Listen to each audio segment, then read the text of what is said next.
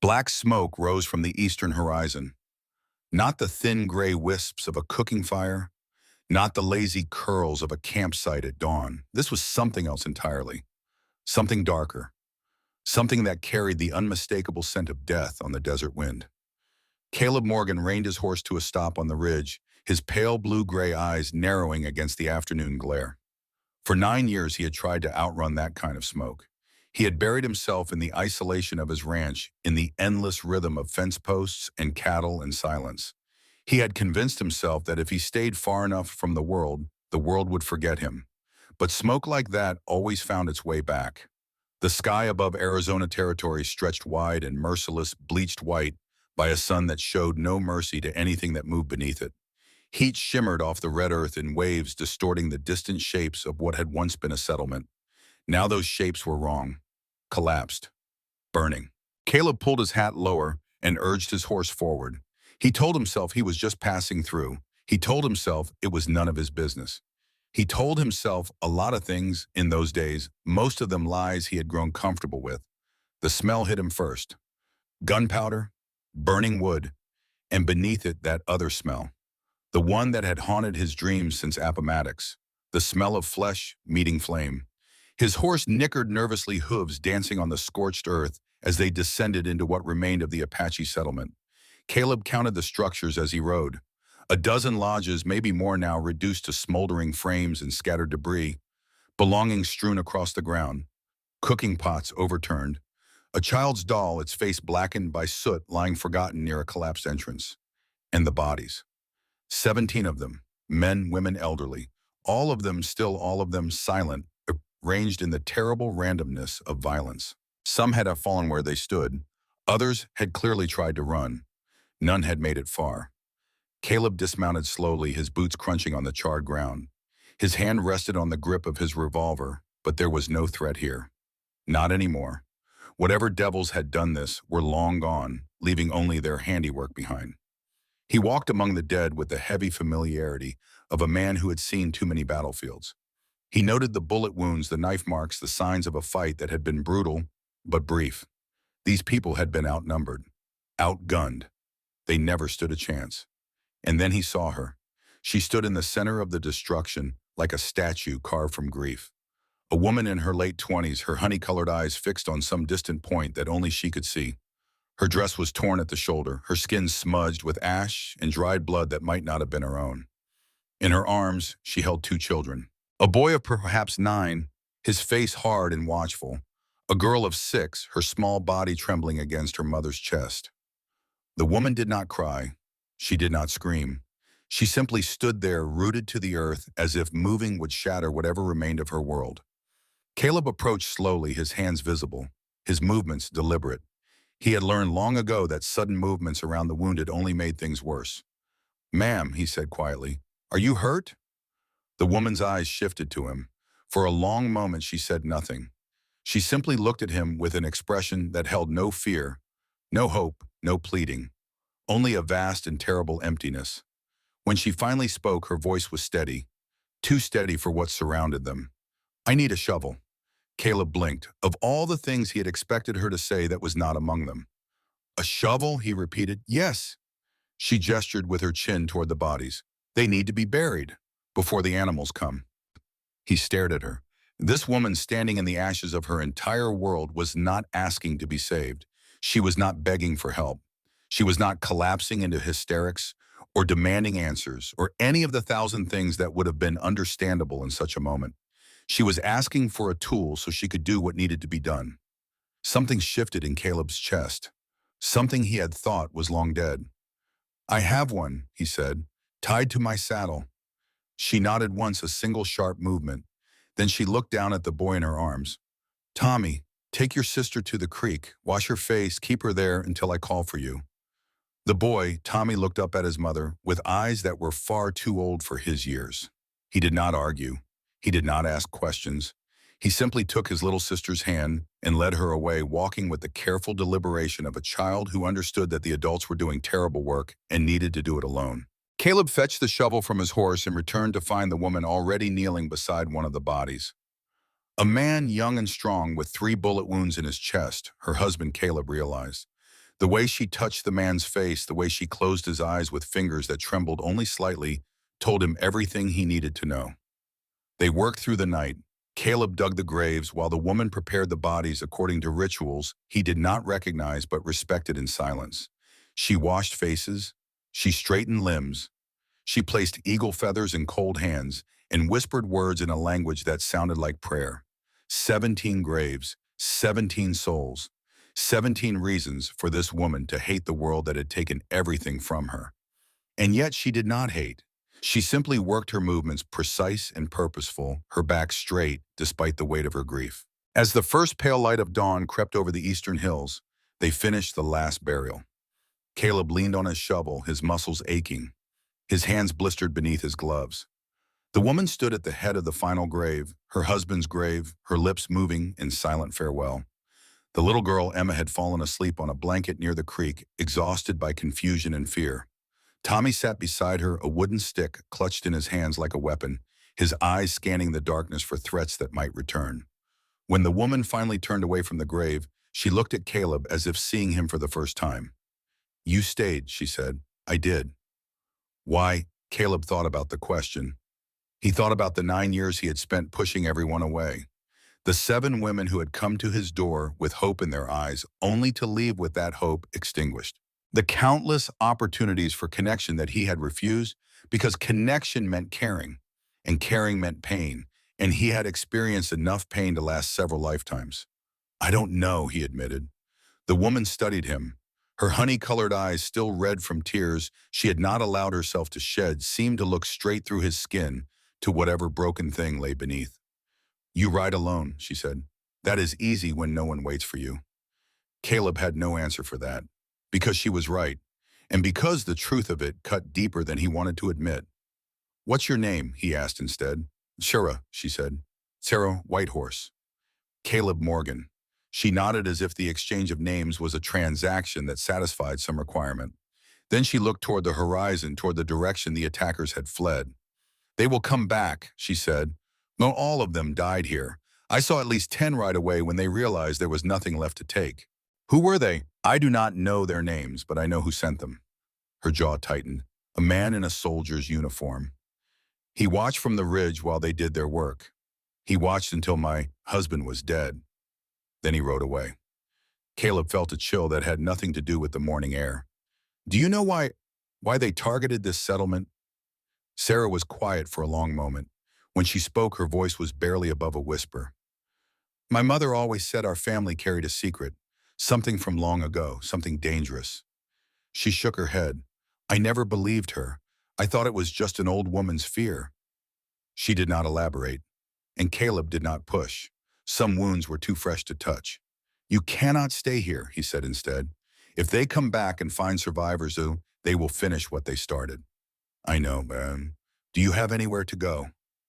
"Family, friends." A bitter laugh escaped her lips. "My family is buried in those graves, Mr. Morgan. My friends are there with them. The nearest town is Copper Springs, and I can promise you they will not welcome a half Apache widow with 2 children and no money." Caleb looked at her, at the steel in her spine and the fire that still burned behind her exhausted eyes, at the way she stood over her husband's grave with the dignity of a queen and the pain of a woman who had lost everything. He thought about his ranch. Morgan's End, he called it, a bitter joke that had become his reality. 40 acres of decent grazing land, a sturdy house, a barn that he had built with his own hands. Space enough for a dozen families, but occupied by only one broken man who had forgotten how to live. He thought about Tommy, the boy who carried a stick like a sword and watched the darkness for monsters.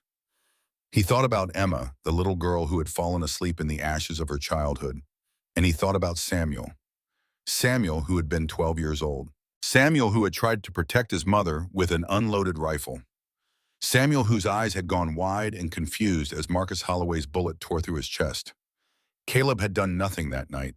He had stood there frozen by shock and the rigid protocols of military hierarchy, and he had watched a boy die. 9 years later, the memory still woke him in the darkness. 9 years later, the guilt still felt as fresh as the morning it was born. "I have a ranch," he heard himself say, "a day's ride from here. You could stay until you figure out where you want to go." Sarah looked at him, really looked at him, as if she was weighing his words against every lie she had ever been told. "Why would you do that?" she asked. "You do not know me." "No," Caleb agreed, "but I know what it looks like when someone has nowhere else to turn." For a long moment, neither of them spoke. The sun climbed higher, burning away the last of the night's shadows. In the distance, Tommy stood guard over his sleeping sister, a boy trying to be a man in a world that had shown him nothing but cruelty. "If I go with you," Sarah said slowly, "my children go with me." "Of course, and I am not a charity case. I will work. I will earn my keep. I would expect nothing less." Another silence. Then finally a nod. "Very well, Mr. Morgan, we will go with you." Caleb released a breath he did not know he had been holding. "You should wake the children. We need to leave before the heat gets too bad." Sarah turned toward the creek, then paused. She looked back at him over her shoulder. "You are a strange man, Caleb Morgan. 9 years you live alone, refusing everyone who comes to your door. But a woman with nothing, a woman with 2 children, in a pile of graves, she is the one you help." Caleb had no answer for that either, because he did not understand it himself. They left an hour later, Caleb on his horse leading the way. Sarah on a second horse they had found, wandering near the edge of the settlement, its owner among the buried dead. Emma rode in front of her mother, her small body slumped with exhaustion. Tommy rode behind, his arms wrapped around his mother's waist, his eyes still scanning the horizon. As they crested the ridge that overlooked the burned village, Sarah stopped. She turned in her saddle and looked back one last time at the place where her husband was, at the place where her old life lay in the ashes. She did not speak. She did not weep. She simply looked. Then she faced forward and did not look back again. They rode for hours through the punishing heat. Caleb kept them to the high ground where possible, avoiding the obvious trails moving through terrain that would make pursuit difficult. He did not know if anyone was following, but he had survived too long to take chances. In the late afternoon, they stopped to rest in the shade of a rock overhang. Caleb filled canteens from a trickle of spring water, while Sarah tended to the children. Emma was awake now, her brown eyes wide and confused, asking questions that her mother answered in soft, patient tones. Tommy sat apart from them. He had not spoken since the settlement. He had not cried, not complained, not shown any of the emotions that a 9-year-old boy should be entitled to show. He simply sat there watching, waiting, his small hands still clutching that wooden stick. Caleb approached him carefully. "That is a good grip you have there," he said, nodding at the stick. "Someone taught you well." Tommy looked up at him. The boy's eyes were dark and wary, full of a mistrust that broke Caleb's heart. "My father," Tommy said. His voice was hoarse from disuse. "He said a man must always be ready to protect his family. Your father was wise. My father is dead." The words came out flat, empty, as if Tommy had already processed this fact and moved beyond it into some cold, practical place where grief could not touch him. Caleb knelt so he was at eye level with the boy. "Yes," he said, "he is, and I am sorry for that. But what he taught you is still true. You are protecting your family right now, your mother and your sister. They need you to be strong." Something flickered in Tommy's eyes. Not hope, not yet, but perhaps the first faint recognition that he was not entirely alone in this. "Are you going to hurt us?" the boy asked bluntly. "No." "How do I know you are telling the truth?" Caleb thought about the question. He thought about all the ways he could offer reassurance, all the promises he could make. "You do not," he said finally. "You cannot know for certain, but you can watch, you can pay attention. And if I ever give you a reason to doubt me, you can take your mother and your sister and pay you." Tommy considered this, then slowly he nodded. "That is fair," he said. It was Caleb supposed the best he could hope for. When they resumed their journey, Emma insisted on riding beside Caleb for a while. Sarah was hesitant at first, but the little girl was persistent, and eventually her mother relented. Emma rode in front of Caleb, her small body tucked against his chest, her eyes darting around at the landscape with a mixture of wonder and fear. She was quiet for a long time. Then, without warning, she spoke. "You are sad." Caleb blinked. "What?" Emma twisted to look up at him. Her eyes, the same honey color as her mother's, held a strange knowing that seemed impossible for a child of 6. "You are sad," she repeated. "I can see it, here." She placed her small hand over her chest. Mama says when people are sad, they should not be alone. That makes the sadness grow. Caleb did not know what to say. 9 years of solitude had left him ill-equipped for conversations with anyone, let alone a child who spoke with the clarity of an old soul. Perhaps your mama is right, he managed. Emma nodded solemnly. Mama is always right. That is what Papa used to say. The mention of her father brought a shadow across her face, and for a moment Caleb saw the grief that lurked beneath her brave exterior. But she did not cry. She simply leaned back against him and fell silent again. And Caleb, for the first time in 9 years, felt something other than emptiness in his chest. They reached Morgan's End as the sun was setting. The ranch spread before them in the golden light, a collection of sturdy buildings surrounded by pasture land that stretched toward distant hills.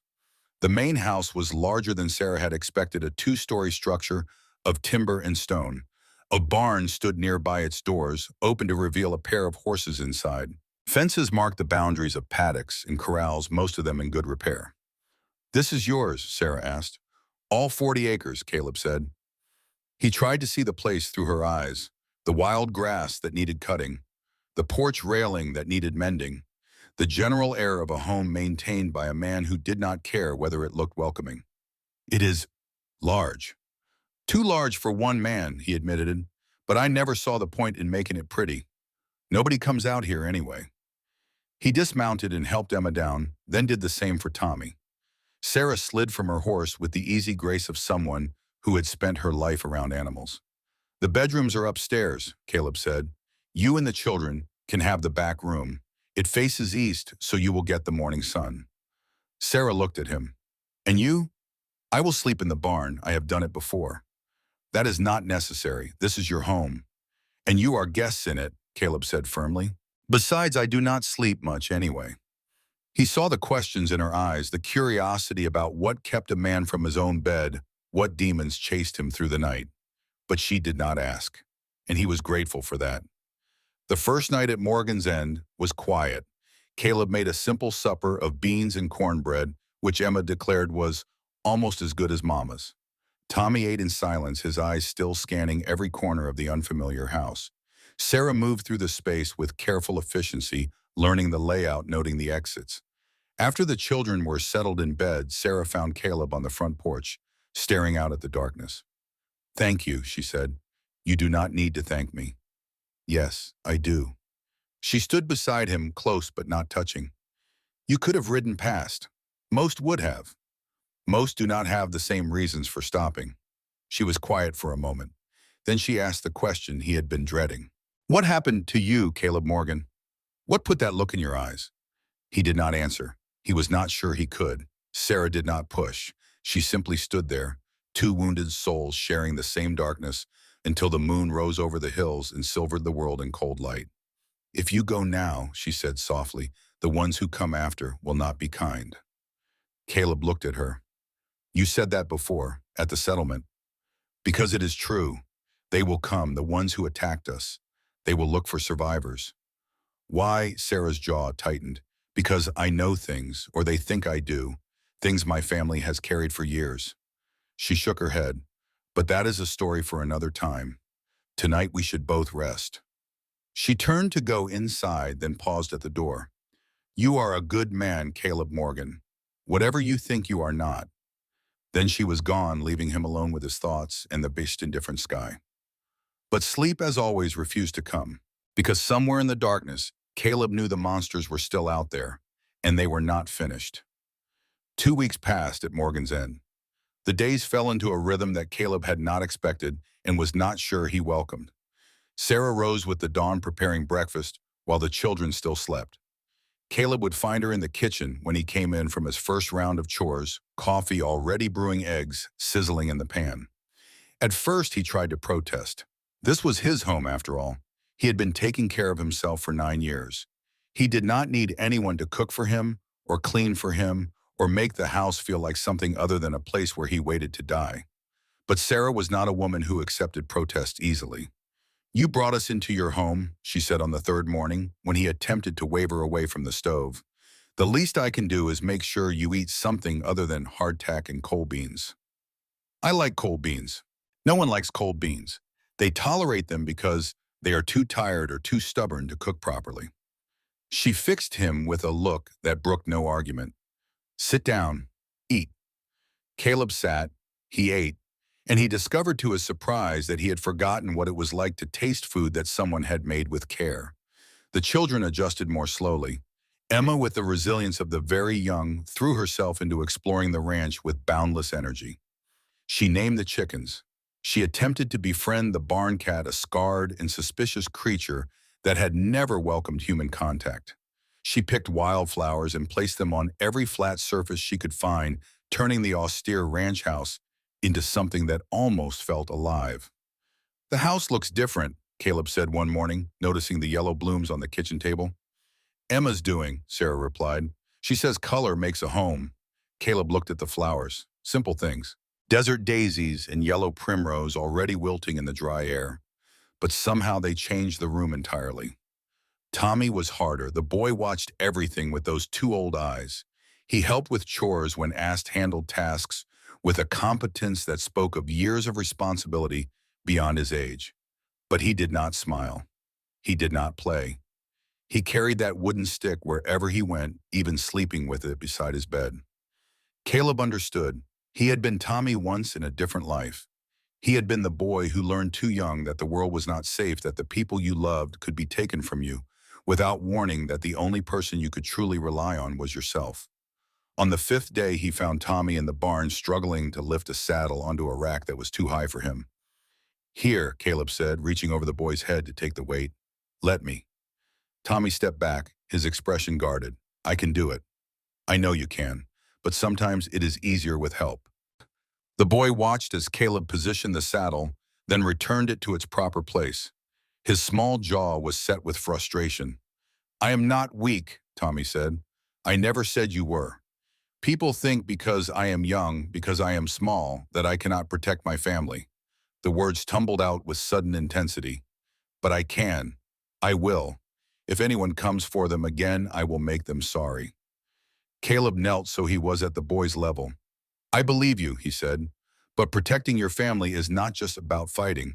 It is about being smart, about knowing when to fight and when to wait, about making sure you are strong enough to be there when they need you. Tommy considered this. My father said something like that once. Your father sounds like he was a wise man. He was the best man I knew. The boy's voice cracked slightly, the first sign of vulnerability Caleb had seen since the settlement. He taught me to ride, to track, to read the land. A pause. He was going to teach me to shoot.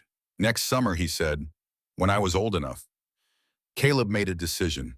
Perhaps it was foolish. Perhaps it would only deepen the bond that he was not sure he wanted to form. But something in the boy's eyes reminded him too much of another child, another face, another moment when he should have acted and did not.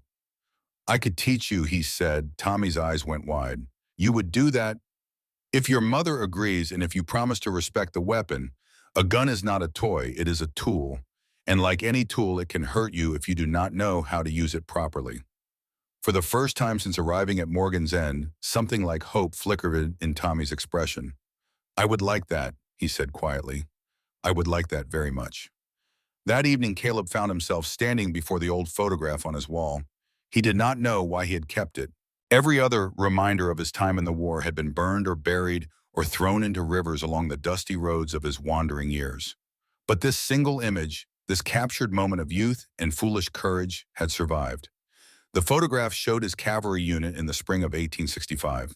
24 men in Union blue arranged in formal rows, their faces stiff with the solemnity that the camera demanded. Caleb stood in the second row, younger than he could remember being, his eyes clear and unclouded by what was to come. And beside him, one hand resting casually on Caleb's shoulder, stood Captain Marcus Holloway. Even in the faded gray of the photograph, Marcus's presence dominated the frame. He was handsome in the cold, precise way of a Greek statue. His uniform was impeccable, his posture perfect, his expression carrying that peculiar blend of confidence and contempt that Caleb would come to know so well. Looking at the image now, Caleb could almost hear the man's voice. Soft, cultured, reasonable. The voice of someone explaining why the deaths of innocents were not murder, but necessity. You look at that picture like it could bite you. Caleb turned. Sarah stood in the doorway, her silhouette framed by the lamplight from the main room. It is just an old memory, he said. Old memories do not make hands shake. She stepped into the room, her eyes moving from him to the photograph and back again. Someone in that picture hurt you. Not me, not directly. Caleb looked back at the image, at Marcus's face, at the smile that never reached those gray eyes. Someone else, someone who could not defend himself. Sarah was silent, waiting, and somehow in the dim light of that small room, the story came out. His name was Samuel. He was 12 years old. Caleb's voice was flat the way it always got when he spoke of things too painful to feel. We were in Virginia, the last weeks of the war. Everyone knew it was almost over. Lee's army was falling apart. There was no real resistance left, just scattered groups and frightened civilians. We came to a village. Small place, maybe 30 buildings. Word was there might be Confederate sympathizers hiding there. Marcus, he was my commanding officer. He ordered a search. He paused. The memory was so clear even after 9 years. The dusty street, the nervous faces of the townspeople, the sound of boots on wooden porches. There was a woman, young, maybe 25. She had a child with her, a son, Samuel. He had this old rifle, probably his father's, and he was trying to protect her. He could not even load the thing properly, just held it up and told us to stay away from his mother. Sarah's eyes had not left his face. Marcus approached him, calm as you please, told the boy to put down the weapon, said no one wanted to hurt him. His voice was so reasonable, so kind. The word came out bitter. Samuel started to lower the rifle. He was going to surrender. You could see it in his eyes. He was scared, but he was not stupid. He knew he could not fight all of us. And then Marcus drew his pistol and shot him through the chest. The silence that followed was absolute. The boy dropped like a puppet with cut strings. His mother screamed. And Marcus, he just holstered his weapon and said, "Enemy combatant neutralized." Like it was a report, like it was nothing. Caleb's hands were shaking now. He clenched them into fists at his sides. I tried to report it after. I went to the colonel, told him what happened, but Marcus got there first. Told them I had frozen during the engagement, that I was unreliable, that my testimony could not be trusted. A hollow laugh. They almost court-martialed me for insubordination. The only reason they did not was because Lee surrendered 3 days later and everyone just wanted to go home. And this man, Sarah said slowly, this Marcus, what happened to him? He went back east, built a career on his war record. Last I heard, he was elected to Congress. Caleb shook his head. The man who murdered a child in cold blood is making laws for the nation. Sarah was quiet for a long moment. Then she crossed the room and stood beside him, looking at the photograph with new understanding. Which one is he? Caleb pointed. Sarah leaned closer, studying the face. Cold eyes, she said. Even in a picture you can see it. The eyes of a man who feels nothing. I have not seen him in 9 years, Caleb said, and I hope to never see him again. But even as he spoke the words, something cold settled in his stomach, because hope, he had learned, was often the first thing to die. The next morning brought trouble to Copper Springs. Caleb had avoided the town as much as possible since Sarah's arrival. He knew how people talked. He knew the looks that would follow him, the whispers that would trail in his wake. Copper Springs was a small community, and small communities had long memories and quick judgments. But supplies were running low. The children needed clothes that fit. Sarah needed things that Caleb could not provide from his own limited stores. And so on a bright Tuesday morning, he hitched the wagon and made the 2-hour journey into town. What he found was worse than he had imagined. The stares began before he even reached the general store. Men paused in their conversations to watch him pass. Women gathered in tight knots, their eyes following his progress down the main street with undisguised curiosity. Martha Collins, who ran the general store with her usual blend of efficiency and nosiness, was waiting behind her counter when he entered. Caleb Morgan, she said, her voice carrying that particular tone that meant gossip was on the menu. Been a while since we seen you in town. Been busy? I imagine you have. Her eyes sparkled with poorly concealed interest. Heard you got company out at your place. A woman and two young ones. Word travels fast. This is Copper Springs Caleb. Word is about the only thing that does travel fast. She leaned forward slightly. People are talking, wondering what kind of arrangement you have out there. People can wonder whatever they like. Caleb placed his list on the counter. I need these supplies. Martha looked at the list, then back at him. Children's clothes, women's necessities, cooking supplies. Her eyebrow rose. Looks like more than a temporary arrangement to me. Mrs. Collins, with all due respect, it is none of your business. No, she agreed cheerfully, but that has never stopped anyone from making it their business, has it? He paid for his supplies and loaded them into the wagon, feeling the weight of curious eyes on his back the entire time. The journey home should have been uneventful. It was not. He was passing the saloon when the door burst open and a man stepped into his path. Hank Morrison, one of the hands from the Henderson Ranch, a big man with small ideas and a mean streak that alcohol only amplified. Well, well, Hank drawled, if it is not Caleb Morgan. Here you've been keeping yourself busy these days. Move aside, Morrison. I have no quarrel with you. Maybe I have a quarrel with you. Hank stepped closer. The smell of whiskey came off him in waves. See, some of us were talking about the company you've been keeping, about the kind of woman who moves into a man's house without a ring on her finger. Caleb's jaw tightened. Be careful what you say next. Why, it is a free country, is it not? Man can speak his mind. Hank grinned, showing tobacco-stained teeth. The boys and I, we just want to know. That squaw you got living with you, is she any good?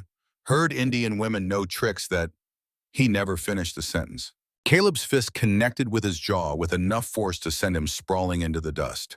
The men behind Hank surged forward, three of them, and suddenly the quiet street erupted into chaos. Tables overturned. Bottles shattered. Caleb moved through the violence with a cold efficiency that spoke of years of practice.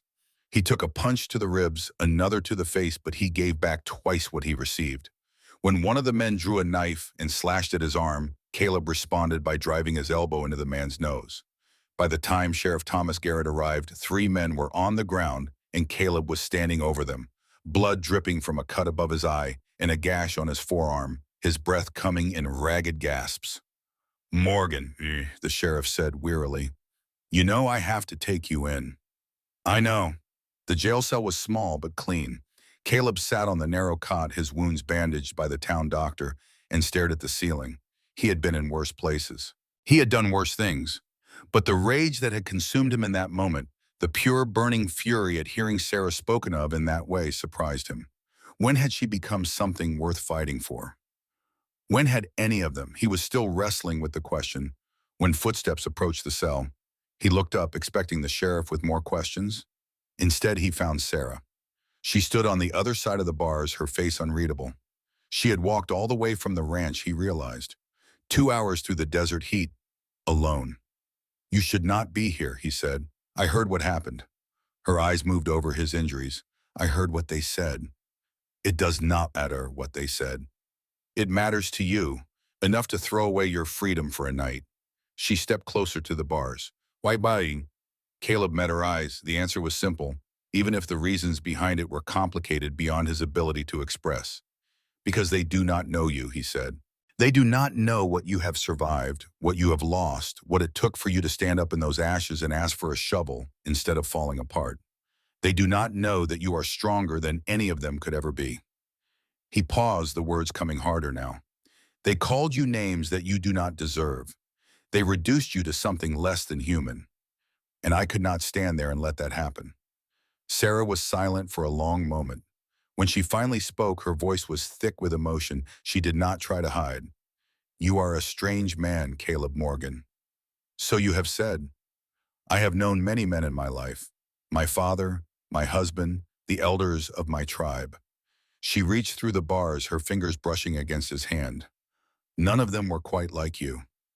The touch was light, brief, but it sent a shock through Caleb's system that he had not felt in 9 years.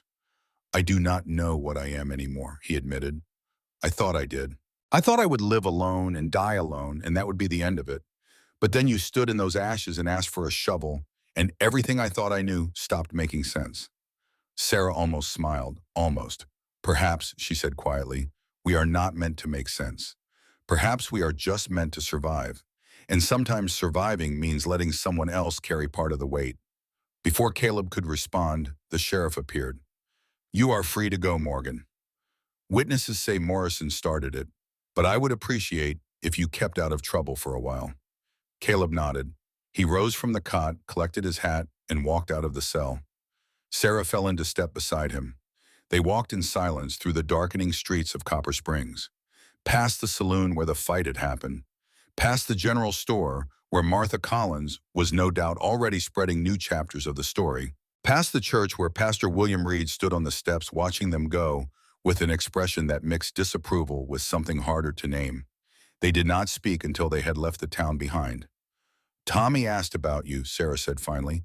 When I told him what happened, he wanted to come. He wanted to make sure you were safe. Caleb felt something tighten in his chest. He is a good boy. He is starting to trust you. She looked at him. That is not easy for him, not after what he has seen. I know. Do not make him regret it. It was not a threat.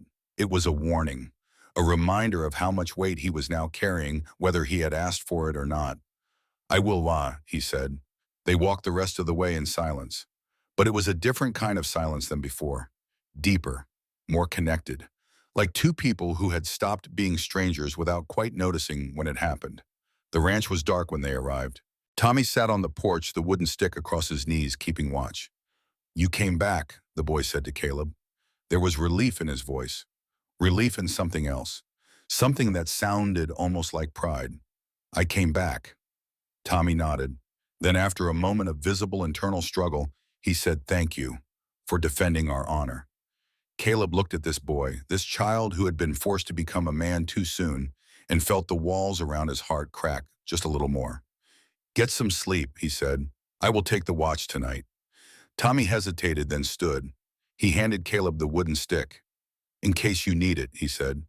And despite everything, despite the pain in his arm and the ache in his ribs and the case of the day, Caleb almost smiled.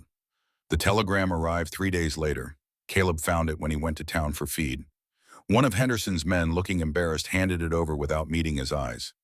Came through yesterday, the man said. Sheriff said you should see it. Caleb unfolded the paper. The words hit him like a fist to the gut. Congressman Marcus Holloway arriving Copper Springs Tuesday. Stop investigating Native activities in territory. Stop. Requests cooperation of all citizens. Stop. The world seemed to tilt. Marcus, here, in Copper Springs. After 9 years of running, 9 years of building walls and hiding in the emptiness of his own land, the past had finally found him. He rode back to the ranch at a pace that left his horse lathered and trembling. Sarah met him at the door, her face creasing with concern when she saw his expression. What happened? Caleb handed her the telegram without a word. He watched her eyes move across the words, watched the color drain from her face. Holloway, she breathed. That is the name. That is the man who watched from the ridge. You are certain. My husband's brother survived long enough to tell me. He saw the uniform. He saw the eagles on the shoulders. Her hands were shaking. He said the man had eyes like winter, cold and gray. Caleb's blood ran cold. He killed Samuel, he said, and now you are telling me he ordered the attack on your settlement. He must have. My mother's family, they knew things about crimes committed during the war, things that were supposed to stay buried. Sarah's voice hardened. But we carry written evidence. My mother gave it to me years ago, a letter from my father before he was killed. I never read it until now. I thought it was just memories, but what? Sarah looked at him with eyes that held both fear and determination. My father witnessed a massacre, Apache people killed by soldiers under Holloway's command long before the attack that killed my mother's family. He wrote it all down, names, dates, places. She paused. That letter could destroy Marcus Holloway, and he knows we have it. Everything clicked into place. The attack on the settlement, the survivors who were left dead, the men who were still out there searching for the woman who had escaped. Marcus was not investigating Native activities. He was cleaning up loose ends, and Sarah was the loosest end of all. We need to leave, Caleb said. Now, tonight. We can head north, lose ourselves in the mountains until, no. He stared at her. What do you mean, no? Sarah straightened. The grief that had weighed her down since the settlement seemed to fall away, replaced by something fiercer. Something he had glimpsed only briefly in the moments when she thought no one was watching. I have run my whole life. My mother ran, her mother ran. Holloway and men like him have been hunting my family for generations, and we have always run. Her chin lifted. I am tired of running, Caleb. I am tired of hiding. I am tired of letting men like him win because we are too afraid to stand and fight. This is not about winning. This is about survival. What is it? She stepped closer to him. You have spent 9 years surviving, Caleb. Alone in this house, alone in your fields, alone with your memories. And what has it gotten you? Peace, happiness. She shook her head. Surviving is not the same as living, and I would rather die on my feet than spend another year crawling on my knees. Caleb wanted to argue. He wanted to tell her she was being foolish, reckless, that she was putting her children at risk for the sake of pride. But he could not, because he saw in her eyes the same fire that he had lost 9 years ago, the same determination that had died in him when he watched Samuel fall and did nothing. Maybe he thought this was why he had stopped that day. Maybe this was why he had brought her home. Maybe he needed to learn how to fight again. All right, he said slowly. We stay, but we do this smart. We do this careful. Halbtime, Caleb looked out the window toward the distant hills where he knew somewhere Marcus Holloway was making his way closer. First, we hide the letter somewhere safe, somewhere no one but us knows about. Then we wait. We watch. We let him make the first move. He turned back to Sarah. And when he does, we make sure he regrets it. For the first time since he had met her, Griffin smiled. It was not a happy smile. It was the smile of a woman who had finally decided to stop running and start hunting. And despite the fear that coiled in his gut, Caleb found himself smiling back. Marcus Holloway arrived in Copper Springs on a Tuesday afternoon, riding at the head of a small retinue of aides and assistants. He had traded his military uniform for the fine suit of a politician, but the bearing was the same. The cold efficiency, the careful grace of a predator who had learned to walk among sheep. Caleb watched from the shadows of the general store as the congressman dismounted and shook hands with Sheriff Garrett. Their conversation was too distant to hear, but the body language was clear. Marcus was charming, friendly, the picture of a concerned public servant on a fact-finding mission. The sheep, Caleb thought bitterly, had no idea what had just walked into their pasture. He kept his distance for the next 2 days, watching, gathering information. Marcus was staying at the town's only hotel. He had meetings with the mayor, the pastor, the wealthier ranchers. He spoke at a public gathering about the need for vigilance against hostile elements and the importance of cooperation between settlers and the federal government. Not once did he mention Caleb Morgan. Not once did he mention the Apache settlement that had been wiped off the map. But Caleb knew it was only a matter of time. The confrontation came on the third day. Caleb was leaving the general store, supplies loaded in his saddlebags, when a familiar voice stopped him in his tracks. Caleb Morgan, I must say I never expected to find you here. He turned. Marcus Holloway stood on the boardwalk, flanked by 2 men in dark coats. His smile was exactly as Caleb remembered. Warm on the surface, empty beneath. Congressman, Caleb said. The word tasted like ash. Please, between old comrades, let us dispense with formalities. Marcus stepped closer. It has been, 9 years? You look well. The frontier life seems to agree with you. What do you want, Holloway? Want? Marcus's eyebrows rose in mock surprise. I want nothing but to reconnect with an old friend. We served together, after all. We shared experiences that few others could understand. We shared nothing. The smile flickered just for an instant. Then it was back, polished and perfect. I hear you have taken in some guests, Marcus said casually. A woman, 2 children, survivors of that unfortunate business with the Apache settlement east of here. What of it?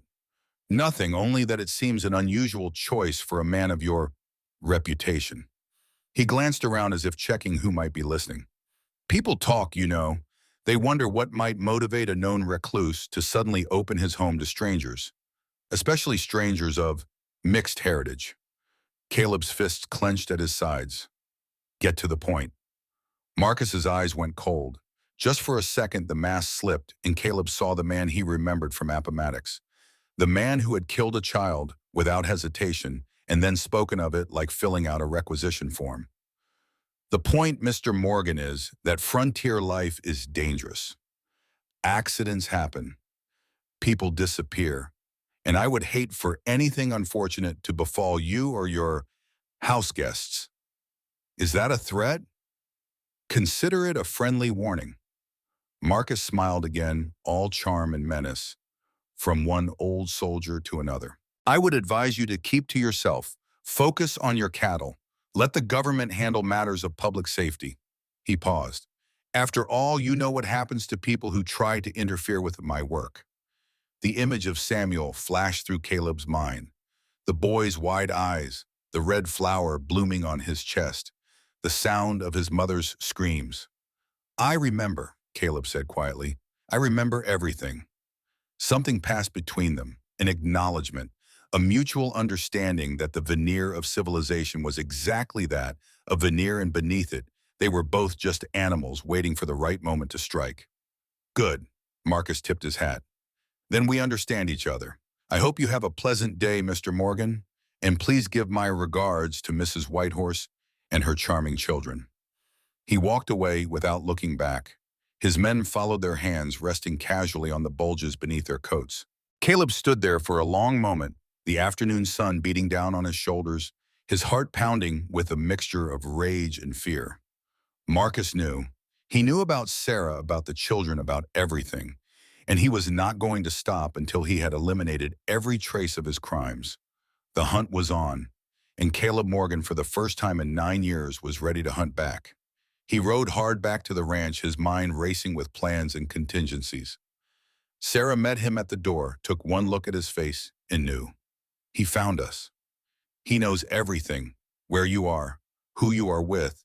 He is not going to stop. Sarah nodded slowly. There was no surprise in her expression, only the grim acceptance of someone who had been expecting this moment for a long time. Then we prepare, she said. Yes. She looked at him with those honey-colored eyes, and something passed between them. A silent agreement, a shared recognition that whatever came next, they would face it together. There is something I never told you, Caleb said, about why I stopped that day, about why I brought you here. You do not have to, I do. He took a breath. 9 years ago, I watched Marcus Holloway kill a child, a boy named Samuel who was trying to protect his mother. And I did nothing. I was frozen. I was scared. I told myself there was nothing I could have done, that the protocols, the chain of command, it was not my place to intervene. Freud. His voice cracked. I have told myself that lie every day for 9 years. And every night I see Samuel's face. I see his eyes. I see him asking me why I did not help him. Sarah waited. When I saw you standing in those ashes, when I saw Tommy with his stick and Emma with her tears, I saw Samuel again. I saw a chance to do what I should have done 9 years ago. Caleb met her eyes. I am not a hero, Sarah.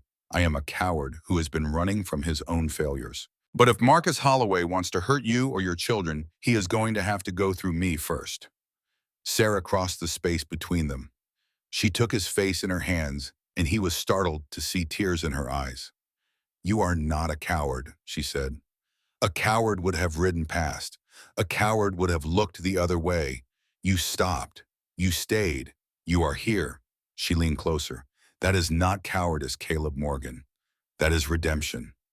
In the fading light of the evening, with the shadow of Marcus Holloway looming over them all, Caleb felt something inside him begin to heal. It was not much, just a crack in the wall, a small opening where light could enter. But it was a start. Outside, the wind began to pick up, carrying with it the distant rumble of thunder. A storm was coming, and this time Caleb Morgan would not run. The night after Marcus Holloway's arrival in Copper Springs, sleep refused to come. Caleb sat on the front porch of Morgan's End, his rifle across his knees, watching the darkness beyond the fence line. The moon was a thin crescent overhead, providing just enough light to see the shadows of the trees swaying in the wind. Somewhere in the distance, a coyote called to its pack. The sound was mournful, ancient, like a warning from the land itself. Sarah found him there just past midnight. She moved quietly the way she always did, her bare feet making no sound on the wooden boards. She wore a simple cotton dress, her dark hair loose around her shoulders, and she carried 2 cups of coffee in her hands. You should sleep, she said, handing him one of the cups. So should you. I tried. She settled into the chair beside him, pulling her feet up beneath her. But when I close my eyes, I see the fire. I hear the screams. A pause. I dream of my husband's face in the moment before he died. Caleb said nothing. He understood that kind of dream. He had lived with his own version of it for 9 years. Tell me about Holloway, Sarah said. Not the general things you have already shared. Tell me everything. I need to understand what we are facing. Caleb stared out at the darkness. The coffee was hot in his hands, the steam rising into the cool night air. Marcus Holloway comes from old money. Boston, I think.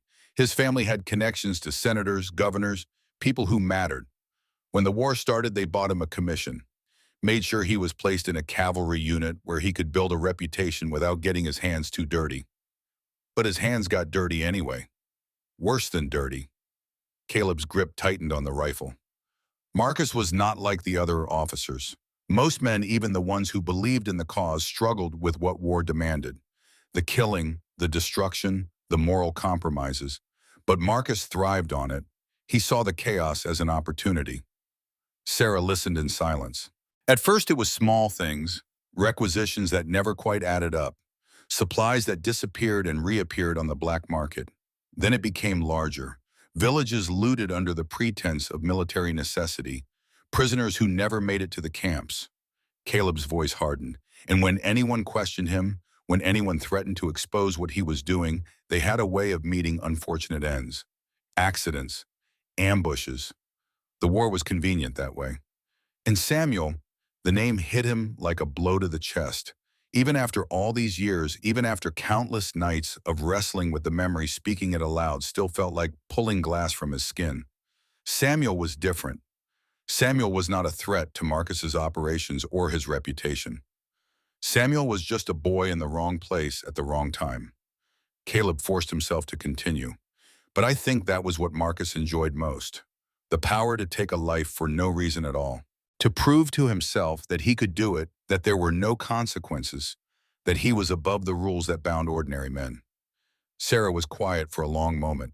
When she spoke, her voice was barely above a whisper. My father wrote about men like him. In the letter. Caleb turned to look at her. You mentioned a letter before, from your father. What exactly does it say? Sarah set down her coffee cup. Her hands were trembling slightly, though her face remained composed. I never read it until 2 days ago. My mother gave it to me years ago, sealed in an envelope, told me to keep it safe. She said it was insurance, protection, that as long as we had it, certain powerful people would leave us alone. A bitter laugh escaped her lips. I thought she was being paranoid. Old wounds from a time before I was born. I never imagined. Imagined what? Sarah rose from her chair. Come with me. It is time you saw it yourself. She led him inside past the sleeping children to the small room where she had been staying. On the floor beside her bed sat a wooden box, old and worn, its surface carved with Apache symbols that Caleb did not recognize. This belonged to my mother, Sarah said, kneeling beside it, and her mother before her. It holds our family's most precious things. She opened the lid. Inside, nestled among ribbons and simple jewelry, lay a yellowed envelope. Sarah lifted it with the care of someone handling something infinitely fragile. My father was Edward Matthews, a trader who worked the territories in the years before the war. He fell in love with my mother, Nayland, and married her despite the objections of his family and hers. Sarah traced the faded ink on the envelope. He was a good man, honest, principled, and that honesty is what got him killed. She handed the envelope to Caleb. Read it. The letter was written in a careful, educated hand. The paper was brittle with age, threatening to crack along the fold lines. Caleb held it gently, angling it toward the lamplight. The words that met his eyes made his blood run cold. The letter began simply enough with the tender language of a father writing to a daughter he might never see again.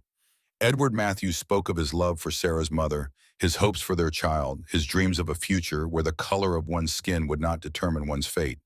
But then the tone shifted. Edward wrote of witnessing something terrible. A raid on an Apache encampment near the New Mexico border, led by soldiers under the command of a young captain named Marcus Holloway. The raid had been unprovoked, unauthorized, carried out in the dead of night against a band that had signed peace treaties with the government. 47 people died that night, Edward wrote. Men, women, children. The soldiers took everything of value and burned the rest. When it was over, Captain Holloway gathered his men and told them that if anyone spoke of what had happened, they would share the fate of the savages. But Edward had watched from a distance. He had been trading with the band, had ridden out early that morning to meet them. He arrived too late to do anything but bear witness. And when he returned home, he wrote down everything he had seen. Names of soldiers, dates, the location of a mass grave where the bodies had been buried. The letter ended with a warning. If you are reading this, my dearest daughter, it means I am no longer able to protect you. Marcus Holloway knows I have this evidence. He has sent men to find me. By the time you read these words, I will likely be dead. Keep this letter hidden. Keep yourself hidden. But know that one day when you are strong enough, you must bring this truth to light. Men like Holloway cannot be allowed to build their empires on the bones of the innocent. I love you, my child. Be brave. Be strong. And never forget where you came from. Your father, Edward Matthews. Caleb lowered the letter. His hands were shaking. This was written over 20 years ago, he said. Your father knew about Holloway before I ever met him. Yes, Sarah's voice was hollow. And 10 years after this letter was written, my father was killed in what the authorities called a robbery. But my mother knew the truth. She always knew. That is why she kept us moving, kept us hidden, kept us as far from white settlements as possible. The pieces were falling into place with terrible clarity. The attack on your settlement, Caleb said slowly. It was not random violence. It was not raiders or outlaws. It was Holloway. He found out where you were, found out that your family still had this letter, and he sent men to make sure it disappeared forever. Yes, your husband, your mother, all those people. Caleb's jaw clenched. They died because of what is written on this piece of paper. Sarah took the letter back. She held it like a holy relic, like the weight of 47 souls pressed into its fragile pages.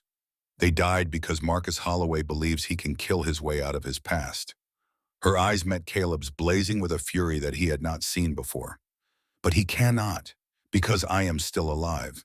And now you know the truth. What do you want to do? Sarah was silent for a long moment. When she spoke, her voice was steel. I want justice for my father, for my husband, for my mother and everyone who died in that settlement. I want Marcus Holloway to answer for what he has done. He is a congressman. He has power, connections, men who will kill to protect him. I know. If we go against him, we might not survive. I know that too. Sarah squared her shoulders. But I am tired of running, Caleb. I am tired of letting fear dictate my choices. My family has been running from this man for 2 decades, and it has brought us nothing but death and grief. She stepped closer to him. I would rather stand and fight, even if it means dying, than spend another year looking over my shoulder. Caleb looked at her. At the fire in her eyes, the determination in her stance, the strength that had carried her through horrors that would have broken most people. He thought about Samuel, about the boy who had died while Caleb stood frozen, paralyzed by protocol and fear. He thought about 9 years of running, 9 years of hiding, 9 years of telling himself that survival was enough, that staying alive was the same as living. It was not. I watched him kill someone once, Caleb said quietly. A child. And I did nothing. I have spent every day since then hating myself for that failure. He met Sarah's eyes. If Marcus Holloway wants to hurt you or your children, he is going to have to come through me. And this time I will not stand by and watch. Sarah extended her hand. Allies. Caleb took it. Her grip was firm, her palm calloused from years of hard work. Allies. They stood there for a moment, two broken people bound together by tragedy and circumstance, forging something new from the wreckage of their separate pains. Then Sarah released his hand and tucked the letter back into the wooden box. We need to hide this somewhere safe, she said, somewhere only we know about. There is a loose floorboard near the fireplace. I used it to store ammunition when I first built this place. Good. She closed the box. And we need to prepare for what comes next. Holloway will not wait long. He knows where we are, and he knows what we have.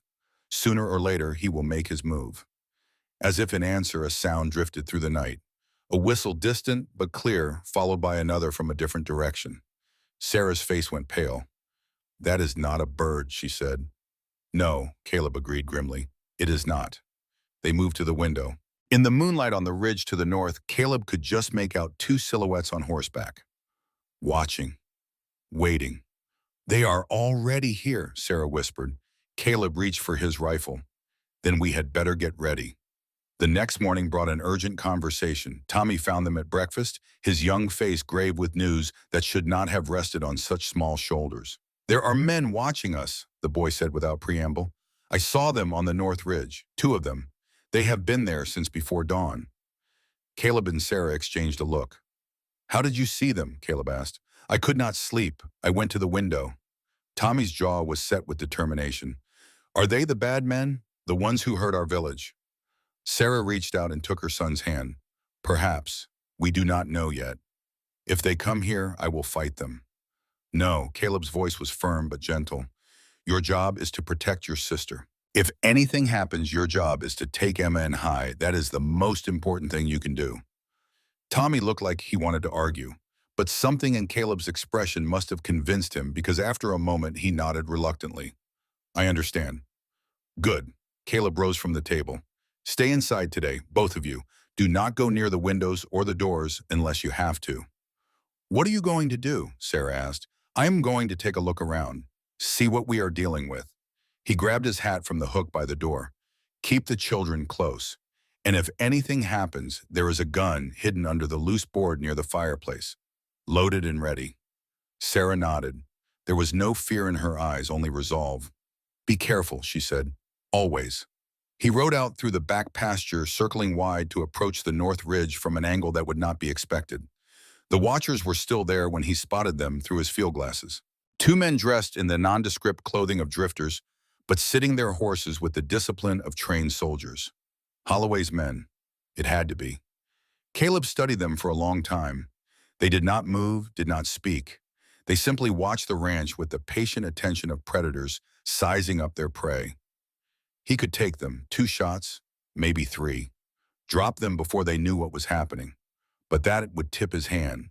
That would tell Marcus exactly how ready they were, exactly how serious the resistance would be. Better to wait. Better to let the enemy underestimate you. Caleb rode back to the ranch with his mind churning through possibilities. Defenses to strengthen. Escape routes to plan. Contingencies for every scenario he could imagine. The game had begun, and he intended to win it. A week passed.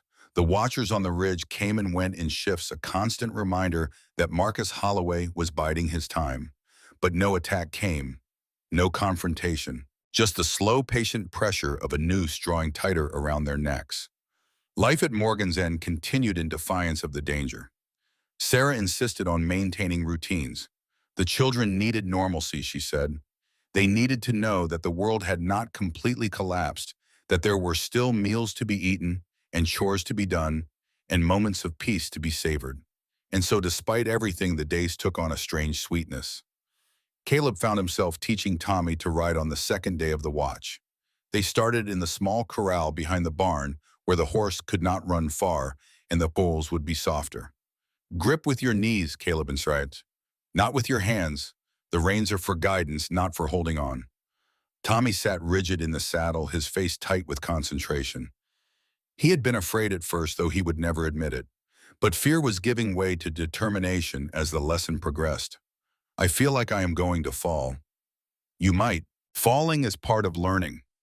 Caleb walked alongside the horse, one hand resting lightly on the animal's neck. But the trick is not to avoid falling. The trick is to learn how to fall without getting hurt, and then to get back up again. Tommy considered this. That sounds like something my father would say. Maybe he did say it. Maybe all fathers say the same things. You are not my father. The words were blunt, but not cruel. Simply a statement of fact from a boy who had learned to be direct.